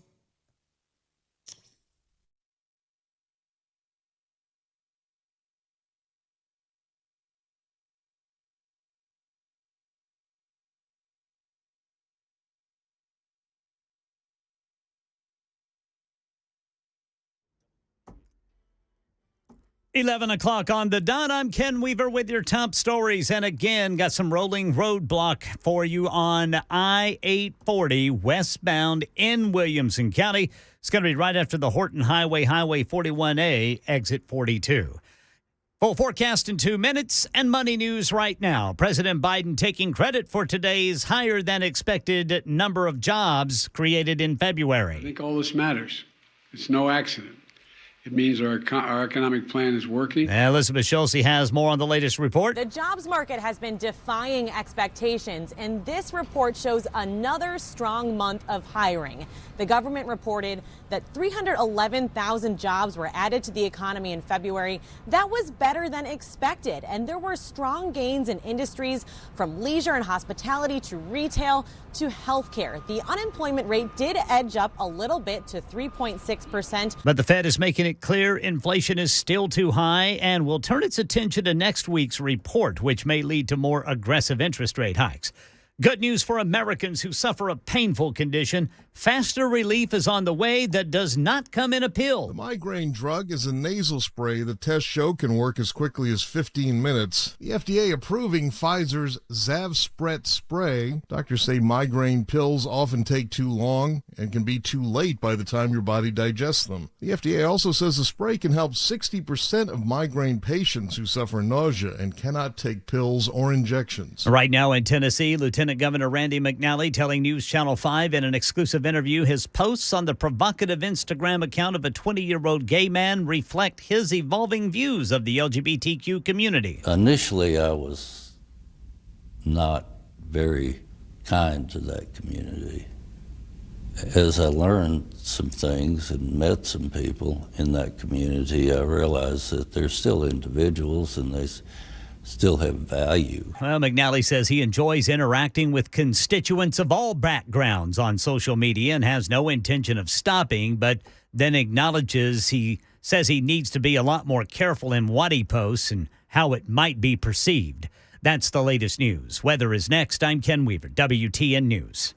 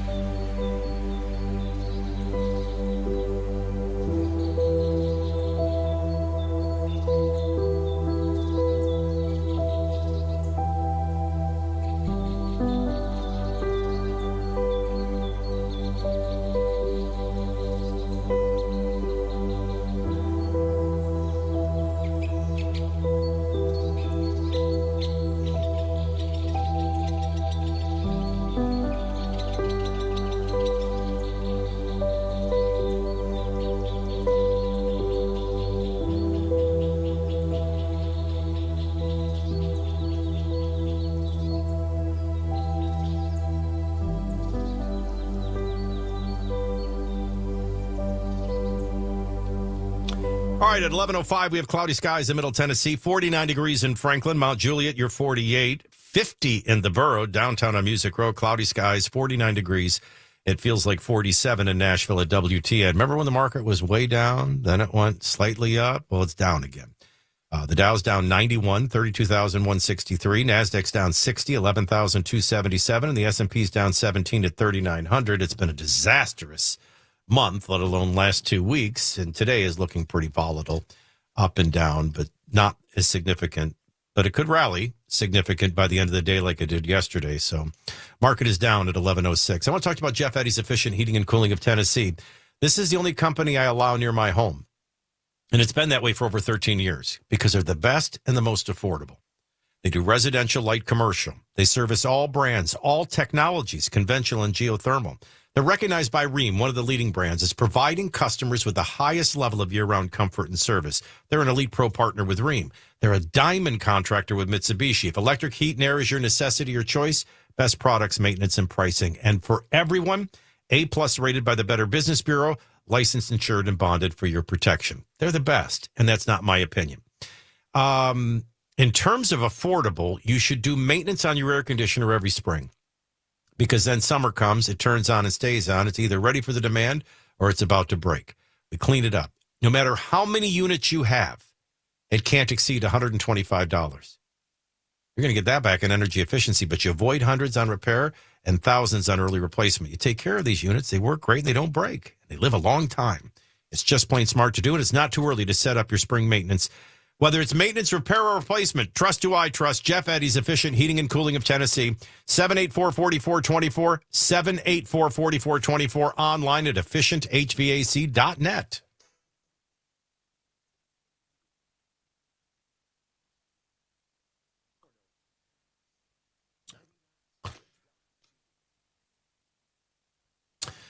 We're done with our lies and laziness. Although we're not done with dumb. I've got some stories later on. Our IQs are actually dropping. Not a good sign. We'll get into Vice President Harris's discussion on our kids facing climate mental health issues. That's obviously a politically diagnosed condition. As well as the accusations by the LA Times writer that white drivers are polluting the air that's being breathed by people of color. Therefore, every time you get in your car and drive, you're a racist. By the way, may I just say, going to Disney, and I know when I say this, some think Disneyland, I'm from New Orleans, so we all went to Disney World. I've been to both. But I used to go to Disney World every summer from like 14, 15, 16, 17, and I think we went at 18. And I would go with my best friend's family. And we would stay at we used to actually stay in Fort Wilderness in an RV. But I loved Disney. Later, with New City Communications, we actually took a Disney creativity course. I mean, I loved the creativity and the genius of Walt Disney, the vision of Walt Disney. Now, what Disney has become is something completely different. So it was just one of those things that it meant so much to my childhood, even by the time, and I had kids late. Keep in mind, I didn't have my children until I was 40, and they're just now 18. But when they were, I think the girls were 12. We did a Disney cruise before we went to Disney World. The Disney cruise was spectacular. Disney World was a disaster. I don't remember what I think the girls were 14 and Nick was 12. Whatever it was, we go to Disney World, and it was a nightmare.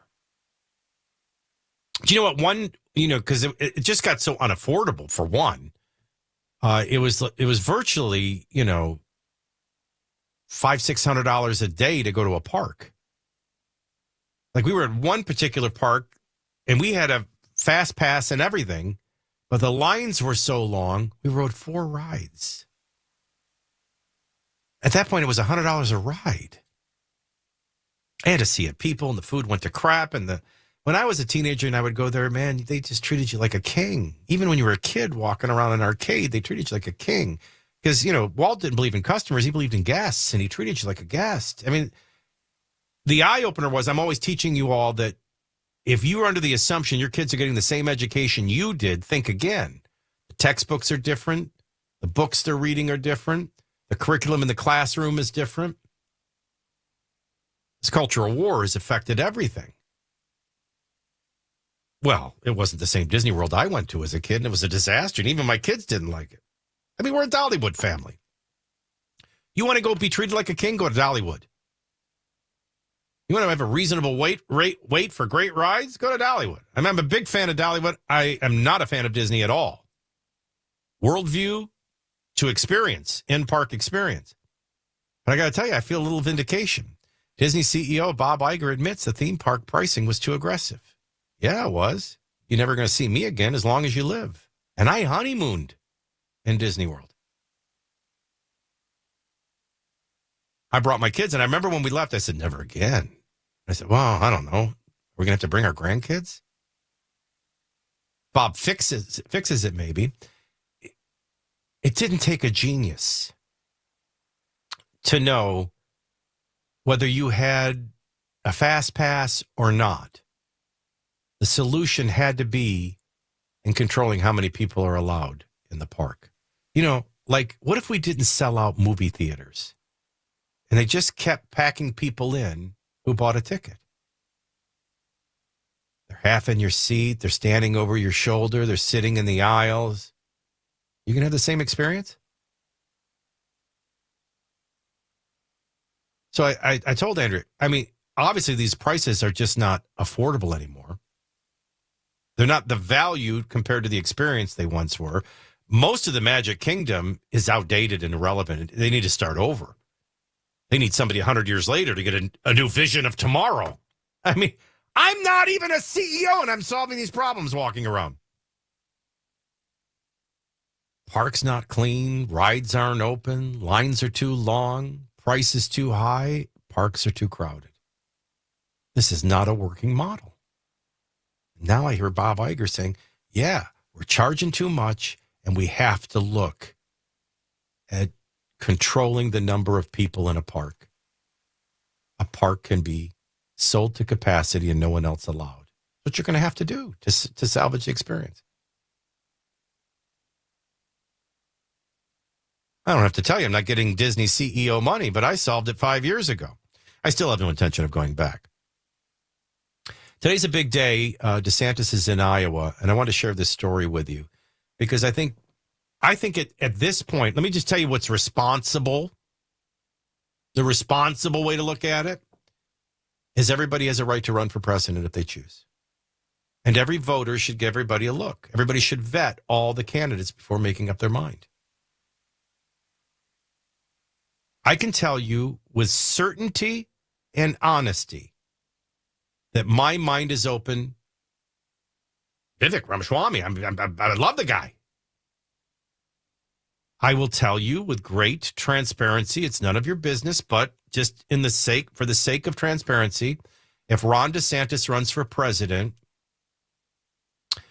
I'm certainly DeSantis leaning. And I have many reasons, and I could share them. That doesn't mean I'm not open. And I've told people specifically what I'm looking for in Donald Trump. I'm looking for a Donald Trump 2.0. I'm looking for a Donald Trump who was president, did make America great and fixed it, and did a lot of dumb things too, and he's learned his lesson from the dumb things. He's not going to continue to do the dumb things. I need a little more Ronald Reagan, a little more great communicator, not an agitator. And if he convinces me, of course I trust him. He did it once, he'll do it again. Right now, I'm leaning towards DeSantis. He passed the COVID test. Trump didn't. He stood up to Disney. This notion that only Donald Trump, you have to talk that way and you have to be Donald Trump to stand up against the swamp. And I'd say, come again? What world are you living in? Don't disqualify DeSantis over that. I mean, I'll agree with you. He's not Donald Trump. But they have very similar qualities, very similar worldviews and footprints and track records.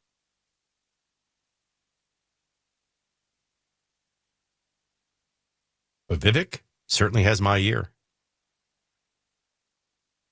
Nikki Haley, out of respect, has my ear. Mike Pence, if I had to be transparent, this is odd because I knew Mike Pence when he was mayor of Indianapolis. I first interviewed him and I was so impressed with him. He used one of the greatest lines I'd ever heard. If something's in the yellow pages, the government shouldn't be doing it. I thought that was such an easy way to explain it. He's probably the only one. I don't know that he could win my vote. Ted Cruz, if he decides to get in, I don't think Ted Cruz could win my vote. Now, as an on-air talk show host leading courtroom of public opinion discussions, I would tell you, it would be wrong for anyone to tell you that it is Donald Trump or Ron DeSantis. A year and 9 months out, that's wrong. Every one of these candidates who have the courage to run deserve your ear. You should consider all of them, and I will. But having said that, to quote the great Larry David, It's probably between DeSantis and Trump.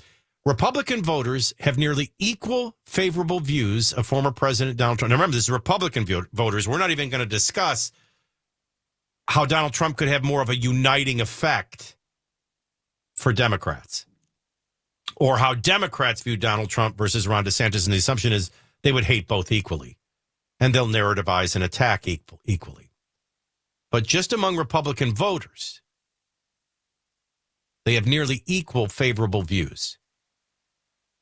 This is among Iowa voters according to a highly anticipated public opinion survey. And we've discussed why we think polls have been so off. I don't know that polls amongst ourselves will be off.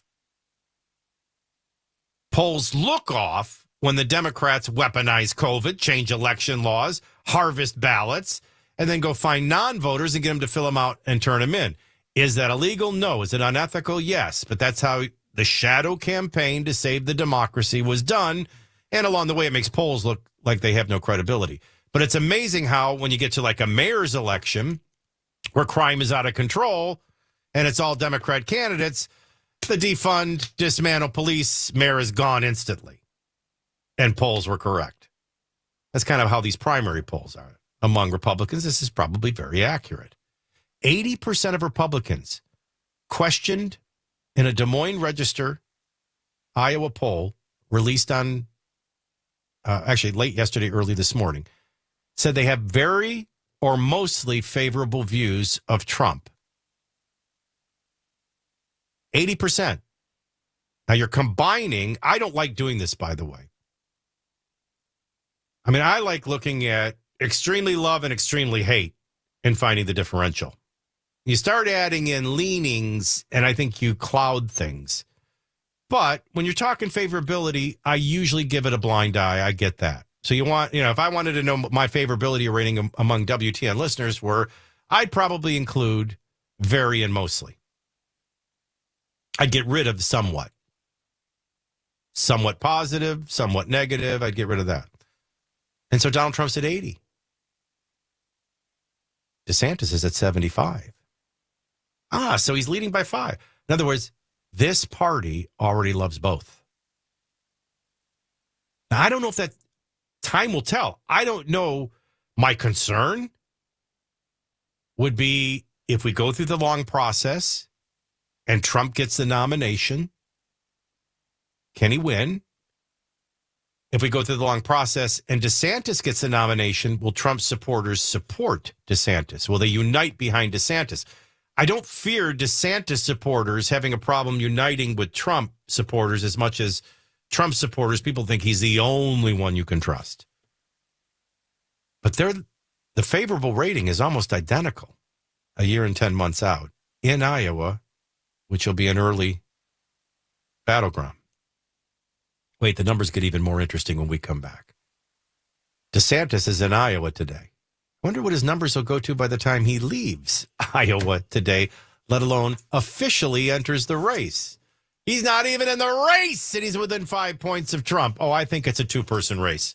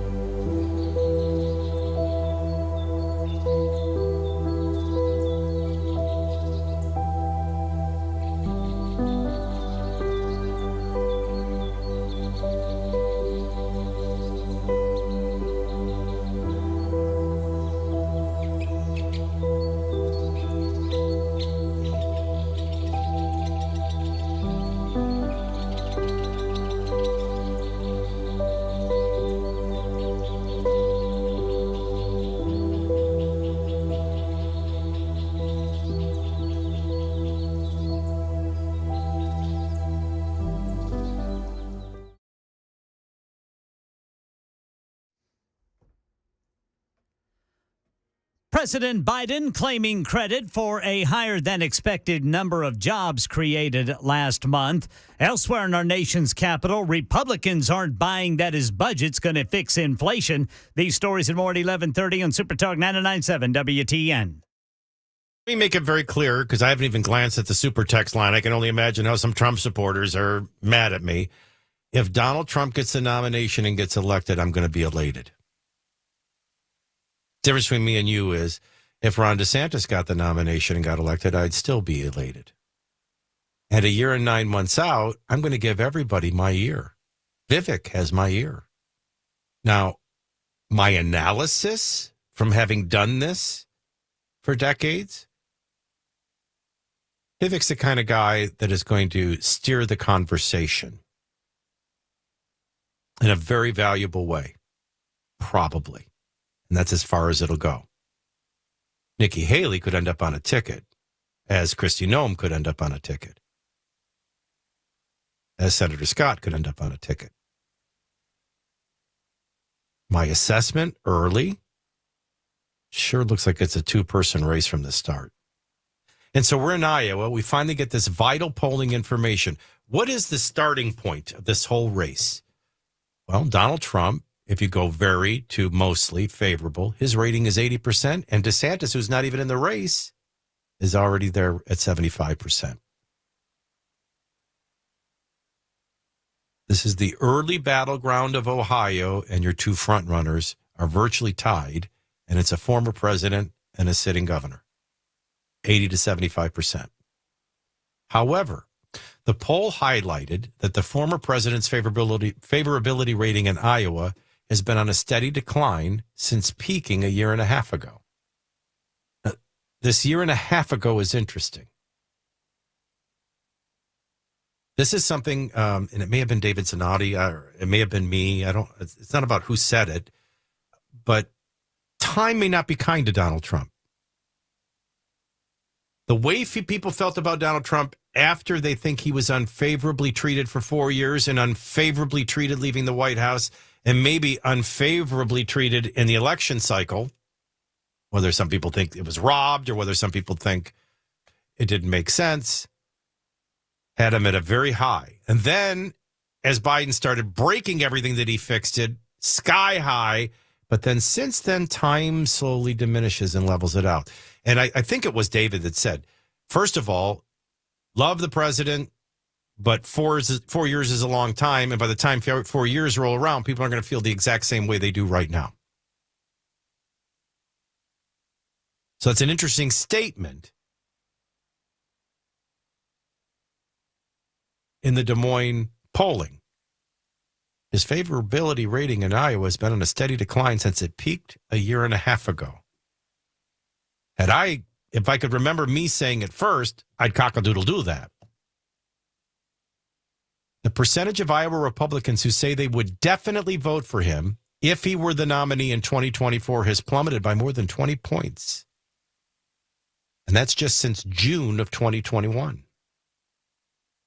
Now, if Trump's at 80, DeSantis is at 75, and DeSantis isn't even in the race yet, and Trump is on a steady decline, we got ourselves a race here. Take Nikki Haley, for example, who served as ambassador for the United Nations under the Trump administration. She's at 53%. I'm telling you, there's something I keep saying over and over again, and at some point it's going to be a pattern. And that is, I would have thought from the beginning, Trump's not coming back with Pence. I thought Trump, it was all schemed out, was just going to go with Nikki Haley and just go with her from the beginning. And that they're just staging all of this. But she's paying a little price for having said she wouldn't run if Trump did, and then breaking that promise, and then making a comment about age. And this could be all them scheming us. There's something in my discernment and gut that says Trump and Haley are a ticket. But to give you an example that I'm not just whistling Dixie here, Nikki Haley, a former 2-term governor, an ambassador to the United Nations, her favorability, very and mostly, is only 53%.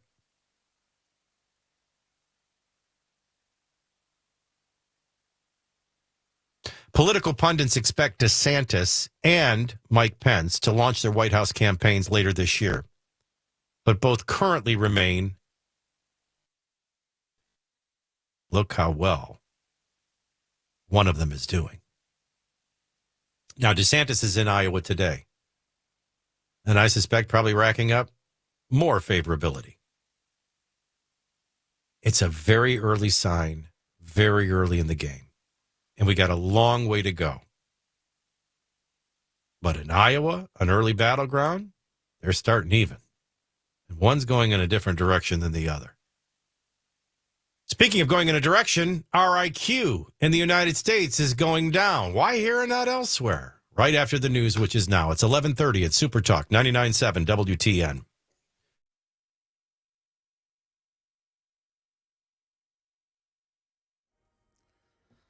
$11:30 on the dot this Friday morning. I'm Ken Weaver with your top stories. Full forecast in 2 minutes. Seeing numerous reports that the U.S. House has passed a bill that declassifies intel on COVID origins and that it's headed to President Biden's desk. Federal regulators have taken over one of the nation's largest banks. The FDIC, the Federal Deposit Insurance Corporation, says it has taken over Silicon Valley Bank. The bank has been shut down by the regulators and will reopen under their control. Silicon Valley Bank is a major lender to startups and has branches in California and Massachusetts. The FDIC says depositors will have access to their money by Monday. Shares of the bank's parent company fell this week when the bank said it was looking for capital after taking big losses. That has caused other bank stocks to take hits this week. Alex Stone reporting, and the latest news. Weather is next. I'm Ken Weaver, WTN News.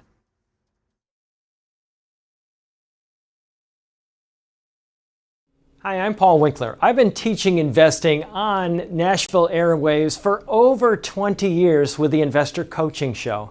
And in that time, I taught a lot about how markets work and how we invest money and academic principles of investing money. But I've also talked an awful lot about how to avoid the mistakes that people often make with their money. Think about it. A lot of people sold out of the market at the worst time when COVID struck, or when TARP happened, the Troubled Asset Relief Program, or gold, they invested in that at the worst time. Bailing out of the market because they were worried about Y2K or 9/11 or jumping into energy stocks or jumping into cryptocurrency. One of the things that I like to do is educate investors because I believe that the more educated you are, the more confident you are, and the more confident you are, the more successful you can be as an investor. Now, I not only do that on our radio show, but we do that in our offices around the Nashville region, 10 offices. To learn more about our approach to investing and financial planning, go to paulwinkler.com and set up a free 15-minute phone call. Or you can call 615-851-1950.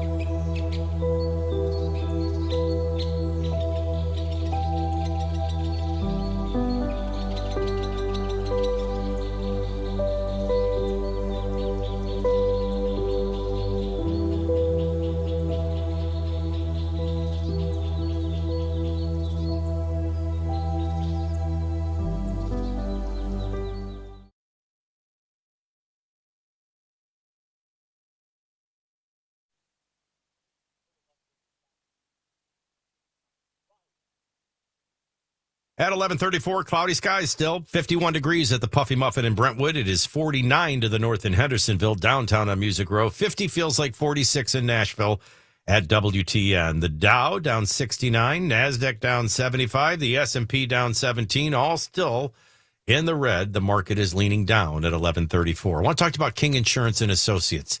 They're an independent agent, and that's a big advantage for you. It means they have multiple companies they can shop on your behalf, not just the one on their business card. But they didn't just beat big companies. They beat my independent agent that I was loyal to for a decade by 40%. I actually got better coverage on my home, its contents, my automobiles. I've since added teenagers. You can only imagine what that would do, right? And I kept reshopping it and saving me. But originally, better coverage, champion in my corner after my accident, and I saved $1,500. So I start telling that story. My listeners start getting royal reviews, and they start getting better coverage and great savings. And they saved the same or more than I did. But the bottom line is, don't switch because I did. Don't switch because they did. Switch because you should. Whether you're a company, a family, or an individual, you deserve the better coverage, and you're going to need this money you save to afford inflation. So get a royal review and start saving in days. Make the switch to King. 329-8121. 329-8121 or online at tkinginsurance.com.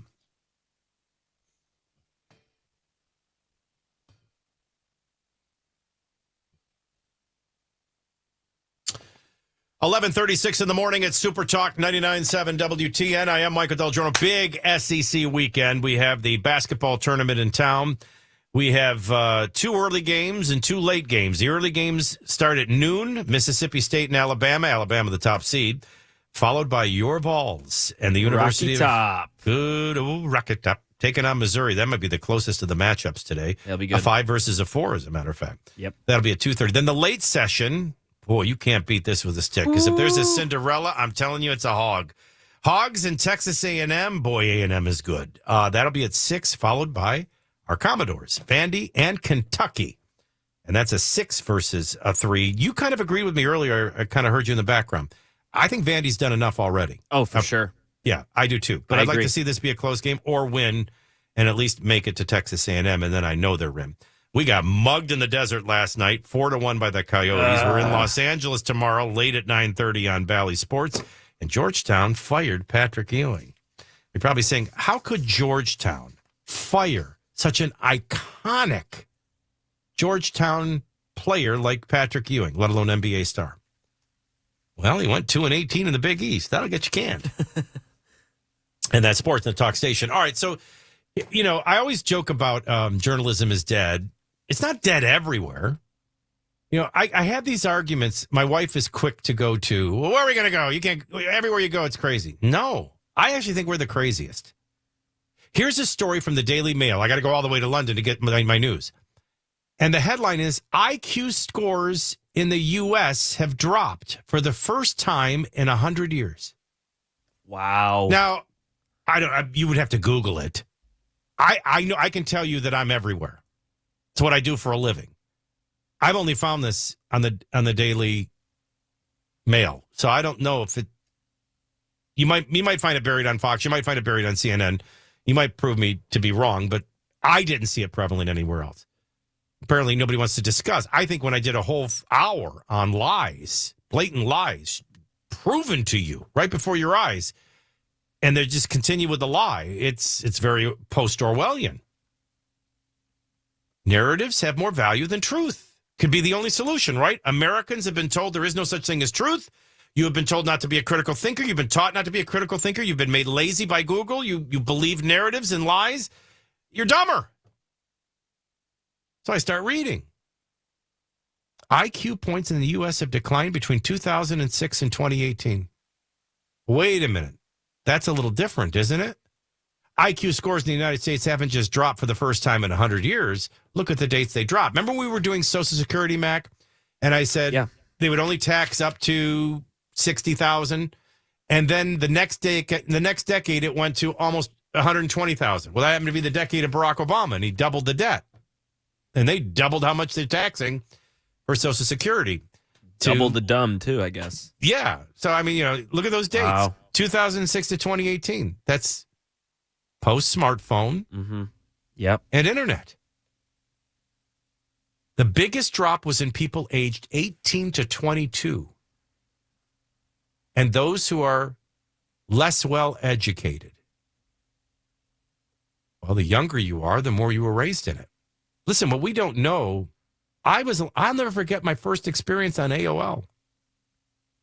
I walked into my PD's office. I was the PD of the news talk station. He was the PD of the country station.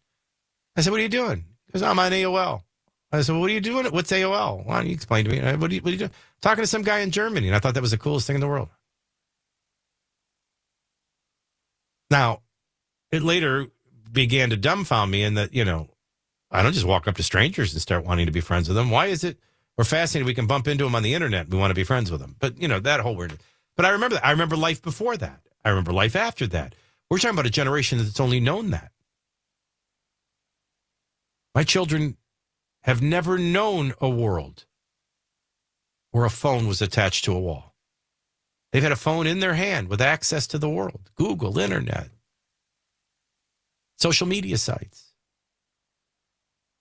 So here's the story. We're getting dumber. IQs are falling. First time in 100 years. Now we get a closer look. Oh, the decline happened between 2006 and 2018. Now we're starting to get into the social dilemma. The biggest drop was people aged 18 to 22 years old who were less educated. Now critical thinking comes to the table. Other countries have shown similar findings, including Finland and France. But just think of the conversation we had for an hour. They tell you for months and months and months and months and months and months. COVID did not originate from a leak in Wuhan. Now you find out it originated from a leak in Wuhan. And nobody changes their narrative. Nobody changed their tune. They just keep right on lying. Today, now Fauci's an immunologist. He's not even a virologist. And he spent $600,000 of your money in that lab doing gain-of-function research. That gives you a motive to keep the lie alive, right? Otherwise, he's as responsible for these deaths as China. And this was the guy we were taking all our cues from. And he wasn't even a virologist. Does anybody change their tune in the narrative? No.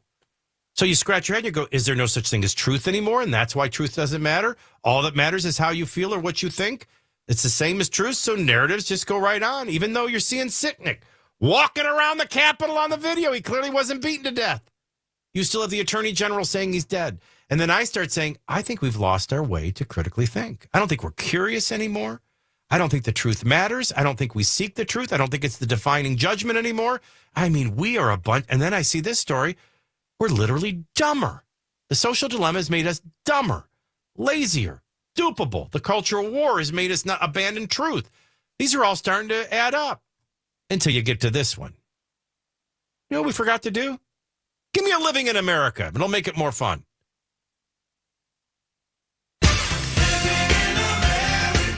After all, not everybody in the world is as dumb as we are. A Los Angeles Times writer, Sammy Roth, shared a piece claiming that many suffer an environmental form of racism. Don't forget, we have climate trauma going on in our youth right now.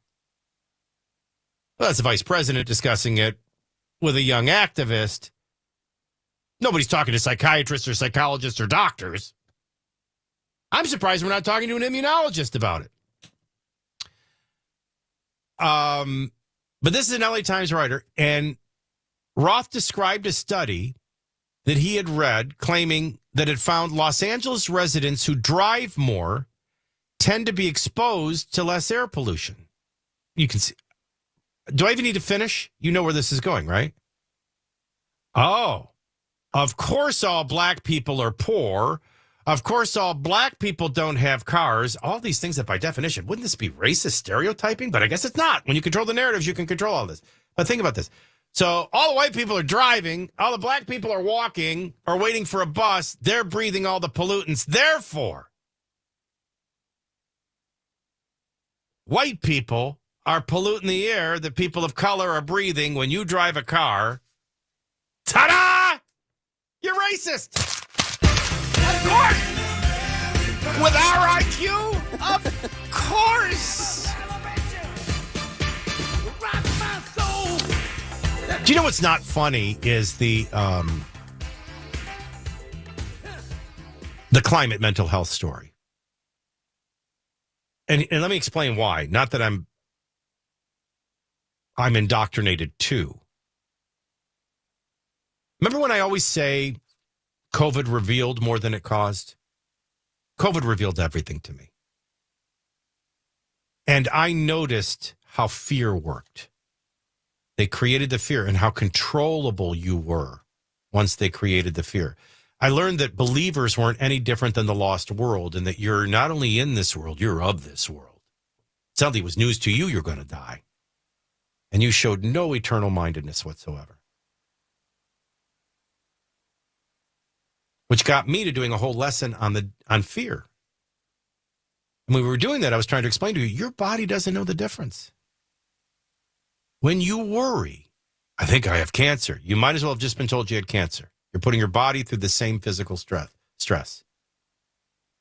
So if you have an entire generation, from network television to kids shows to sitcoms to dramas to movies to all the teachers in the schools to the textbooks to the news anchors to parents, all saying global warming is real and we're all going to die. Members of Congress literally saying, we'll all be dead. We're screwed. We're going to be dead in 7 years.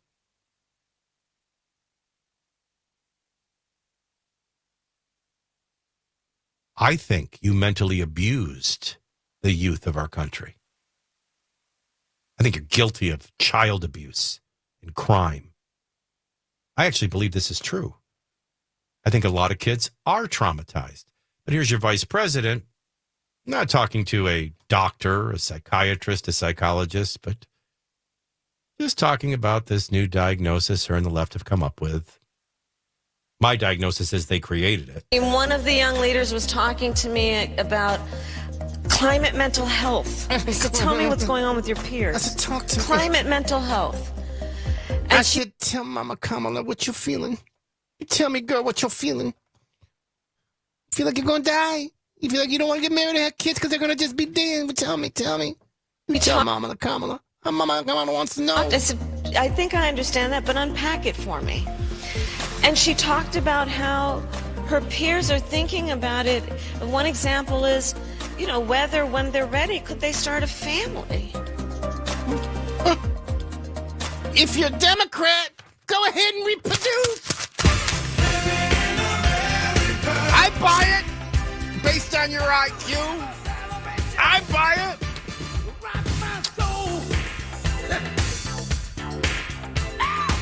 Fake news shows up in liberal and conservative social circles on the web. But why do we share misinformation? You know what I say, you're in a matrix. You're in a social dilemma, controlled by the circle technocrats. So you've unfriended everybody that disagrees with you. The only people that are on your Facebook friends are people that read what you read, think what you think, and you're in your extreme corner. There is no news. You're just repeating narratives among yourselves. It's your club. It's the social dilemma. It's the matrix. But here's how the story goes. Why would they keep sharing misinformation? Well, researchers analyzed 50,000 pairs of U.S. Twitter users and the fake or politically biased information they shared between August and December of 2020. Results found that Twitter users were less likely to socialize with one another if one did not share the fake news post on their account as well. Those who were more concerned about fitting in were more likely to share a friend's fake news tweet. And this was true for the right and the left. Political ideology alone doesn't explain people's tendency to share fake news with their social group. There are many factors at play, including the very basic desire to fit in and not be excluded. Narratives. Narrative repeating. Low IQ. The matrix. The social dilemma. No essence of truth anymore whatsoever. Oh, my. Give me just a few more seconds on this one. Remember when I said, Do you remember the early days of life when you waited till you were married to have sex, and if you didn't, you were a whore or a fornicator? That's gone. Now just wear a condom and you're fine. That's the new moral. You can have sex whenever you want. Never mind what God says. Just wear a condom. Oh, no, it's okay. I remember the good old days where if you got caught smoking, it was one thing. If you got caught smoking marijuana, you were beaten. Now, oh my God, is there anything worse than if somebody sees you with a cigarette in your hand? You're trying to kill me. It's worse than when you weren't masked. You're trying to kill me? I think you're a loser. What kind of an uneducated loser would do that? But then pot. Never mind all the medical studies. For the first time, more Americans favor legalizing marijuana over legalizing cigarettes. According to a CDC poll, the same CDC that you...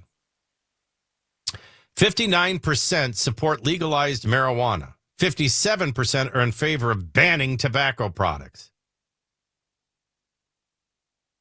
Smoke a cigarette? You suck. Smoke some weed? Yeah, man. Let me repeat that on my website. I want to end on a positive note. The winner of last year's record $2.04 billion Powerball prize just bought a house. Oh, he's living in America, Mac. The Hollywood Hills, to be exact. Woo! So the guy wins $2 billion. I don't know how much of it. He gets $1 billion of it, right? $1 billion of it, yeah, right, yeah. $1 billion. So, I'm reading this and I'm thinking to myself, oh, here's going to be one of these heartwarming stories. The guy wins $2 billion and he buys a sensible $250,000 house somewhere. And gives some to charity and, No. Yeah, no, okay, great. He bought a $25.5 million house high in the Hollywood Hills with plenty of movie star neighbors. Still, the $25.5 million purchase is only 2.5% of his total winnings, according to the Los Angeles Times, who, of course, never takes into account taxation. I can't handle it anymore. I have thoroughly convinced myself. Lies, laziness, and stupidity. What was the fat, drunk, and stupid was no way to go through life, according to Dean Wormer in Animal House. I wonder how he feels about lies, lunacy, and laziness, because that's America. Living in America on this Friday, March the 10th at 11:52. All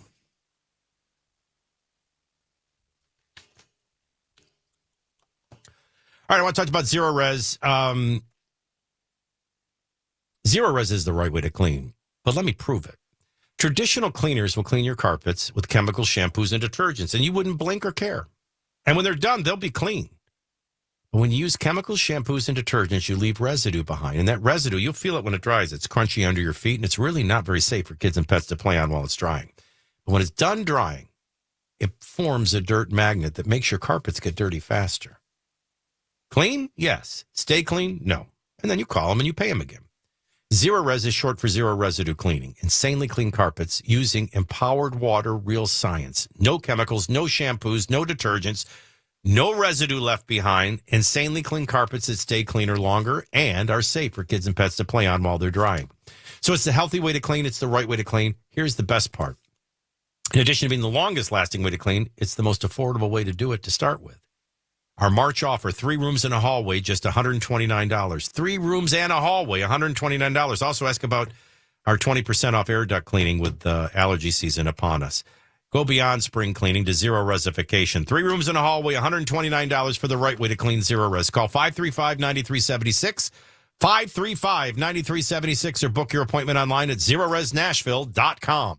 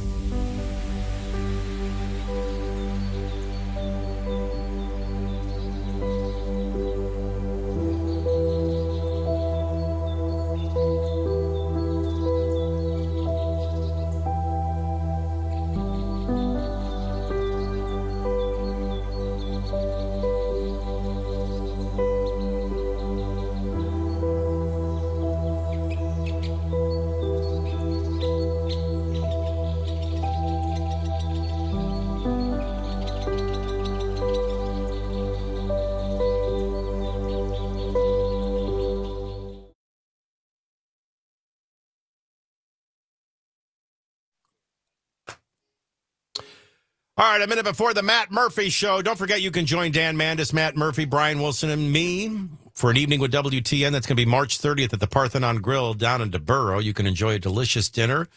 Got some entree choices to go through, and you even get a drink ticket with that. And then we just really want to spend some time with you. It's been a long time.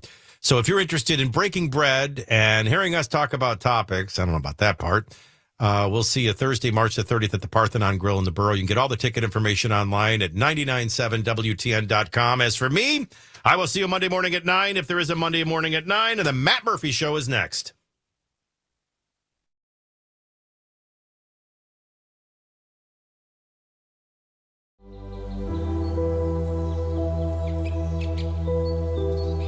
ABC News. I'm Michelle Franzen.